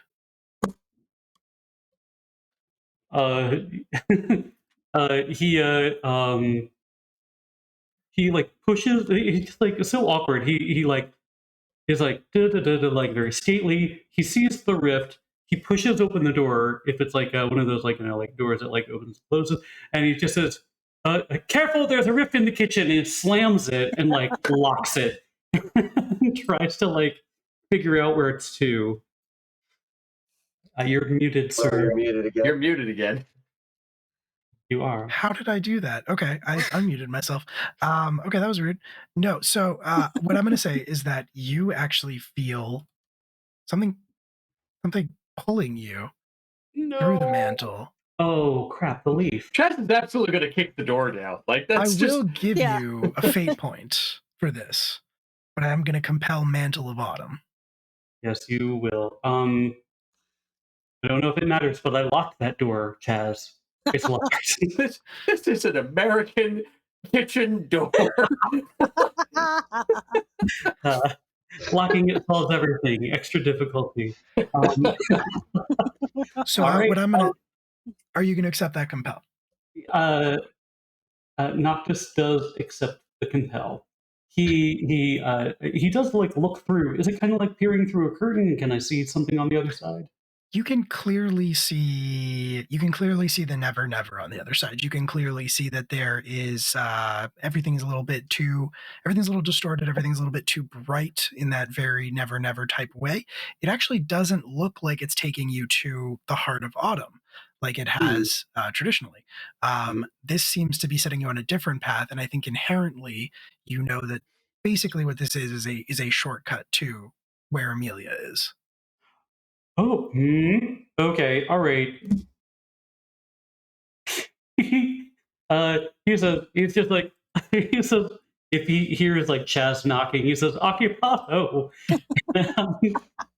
and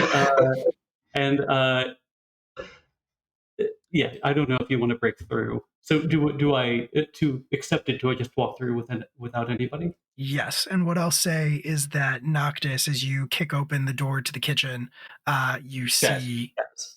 Sorry, yes, Chaz, as you kick open the door to the kitchen... I get there just in time to see him go. Yeah, you see Noctis stepping through the rift, which does not immediately close behind him.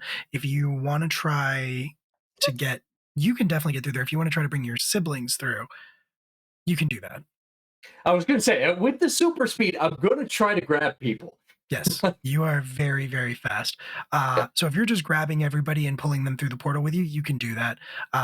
Lexi, Leah, and Ravenna, you're not entirely sure what happens. You just kind of feel a sudden pull. And then the next thing you know, into the kitchen. You were dragged into the kitchen and into the Never Never.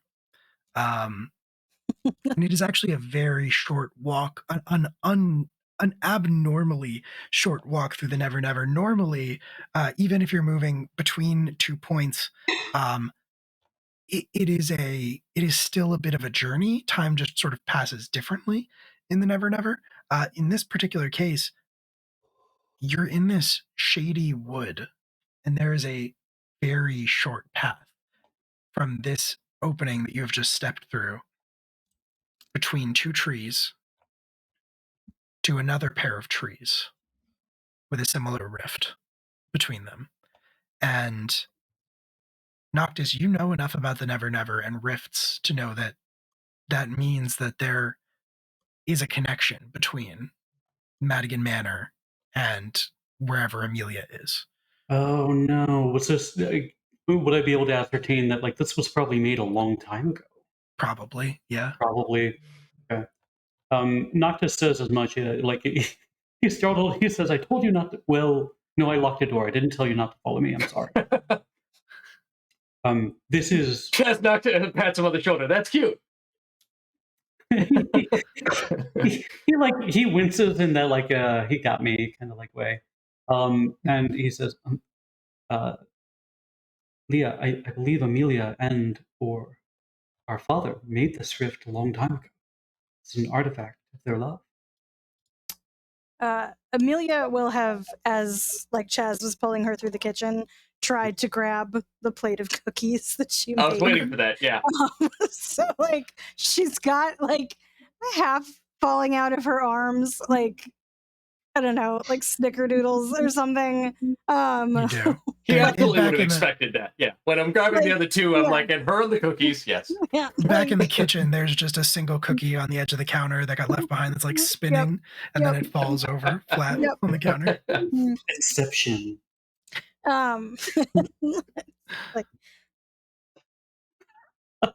or that she was an apprentice and this was the shortcut home. Are we going through? Yes, it's like I examine it. Do we need to roll to see if it's safe or if it's deteriorated over time? I think you know it's safe. The I'll say you know unsafe it's part safe. is staying right here. Like, get us out. No, it's very safe, and like he even just kind of grabs like the edge of it to like kind of hold it open like a curtain, and he's like, "I'll let you through. I will Cool. come through after you." And you can all step out of it. Vicky, this is your mom's house, correct? Mhm. Okay, cool. Yeah. So you'd step out into a bedroom through a closet. Is this my bedroom? It's Like not. what is now? Okay, it's hers. All right. It's hers. Um, You step out of a closet and you open the door and you find yourself standing in your mom's bedroom. Okay. Okay, so like we Awkward. all like stepped out of like the linen closet in the hallway. Mhm. The house is like it's decently upkept. It's like in my head it's a row home. So like, there's like wooden floor, there's like a, older like runner rug on top of that. Like door is like, nicely like actually done with like molding and casement and stuff, but like painted over. Um, when you open it to my mom's room, everything is like very like calm blue and green colors, like nothing like Leah. Very clean. I want to say her bed is like one of the like modified to have some like medicalness to it, so like it like lifts up to sit, like has the ability to do that, and there's like a rail along like at least like so that you can sort of grab either side of, like she's physically not like super ill, she's just more frail because she doesn't take care of herself. And that there's like like a like dresser and a nightstand right next to it that like don't have any like real accoutrement on them other than like pictures that Leah's put up. So like you can tell like the ones she made when she was little that have like macaroni around the frame and then and like glitter and they're all sorts of color whatever. But that it's like the medication little like snap open containers and like a thing of like water in a cup. Um, and her mom is, like in like decent bed linens, like, with like a like blanket over top of, sheets for a little bit of cold. There's like sheer curtains over the window, but other than that, the room is very plain. Um, all of the stuff like in the like closet that's visible hanging up is very like comfortable, like like casualish, but also really easy to get on and off. Like like things that like if you're looking into the details of it, like this is definitely made for someone who struggles, but not like like not someone that's like dying, but that needs consistent care. Yeah, and there's like a chair like next to the bed, so obviously like when someone is around keeping like track of her mom, they've got a place to be. Yeah, but there's no like books or Yes. You see all of that, and in the bed, you see Amelia. I imagine she probably has a pretty strong resemblance to Leah, since Leah doesn't particularly look like Alexander Madigan. Yeah. Yeah, she like she clearly hasn't been like she's not like sun-kissed like she probably looked like in like some of the photos of her from when she was younger. But she's got like darker, curlier hair than Leah has. That at this point is sort of just like cut straight across the bottom to like her shoulders. And she doesn't have her eyes open, but she's got brown eyes. She's got like once again, like she's kempt, but she's not crimped in any way. So like, her eyebrows don't look like they've been shaped. They're just, and despite the fact that she's, uh, like she's middle age, whatever, like she doesn't look badly maintained in part because like She just hasn't had the same, stressors of, yeah. And she's asleep, so, She is. She is very deeply asleep. And you can tell that it's a somewhat restless sleep, Noctis, but Mhm. you move across the room towards her, to her bedside, all of you.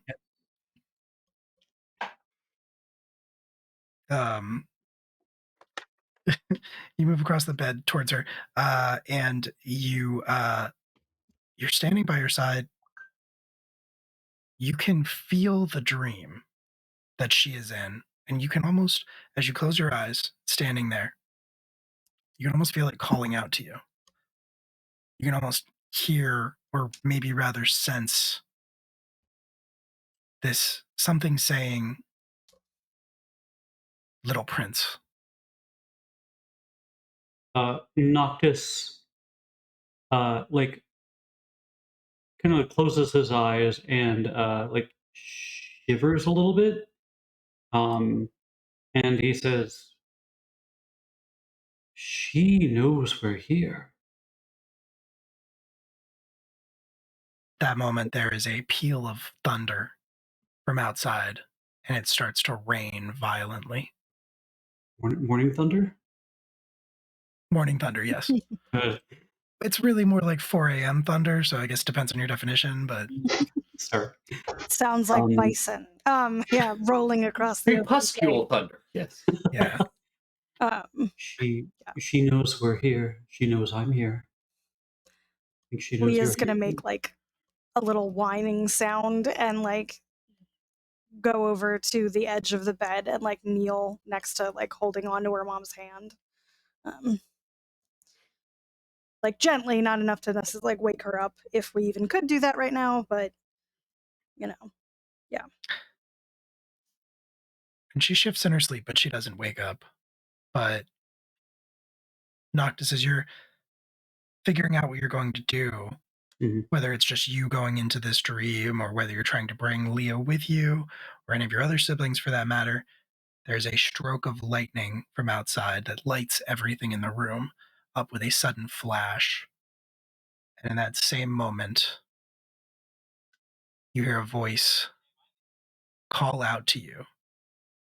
You hear a voice from outside of the house through the window pane, somewhat muffled but loud enough for you to hear. And it says, "Lord of Autumn, Oh, crap. when you have what you came here for, come out and play." Noctis just goes, "Veers."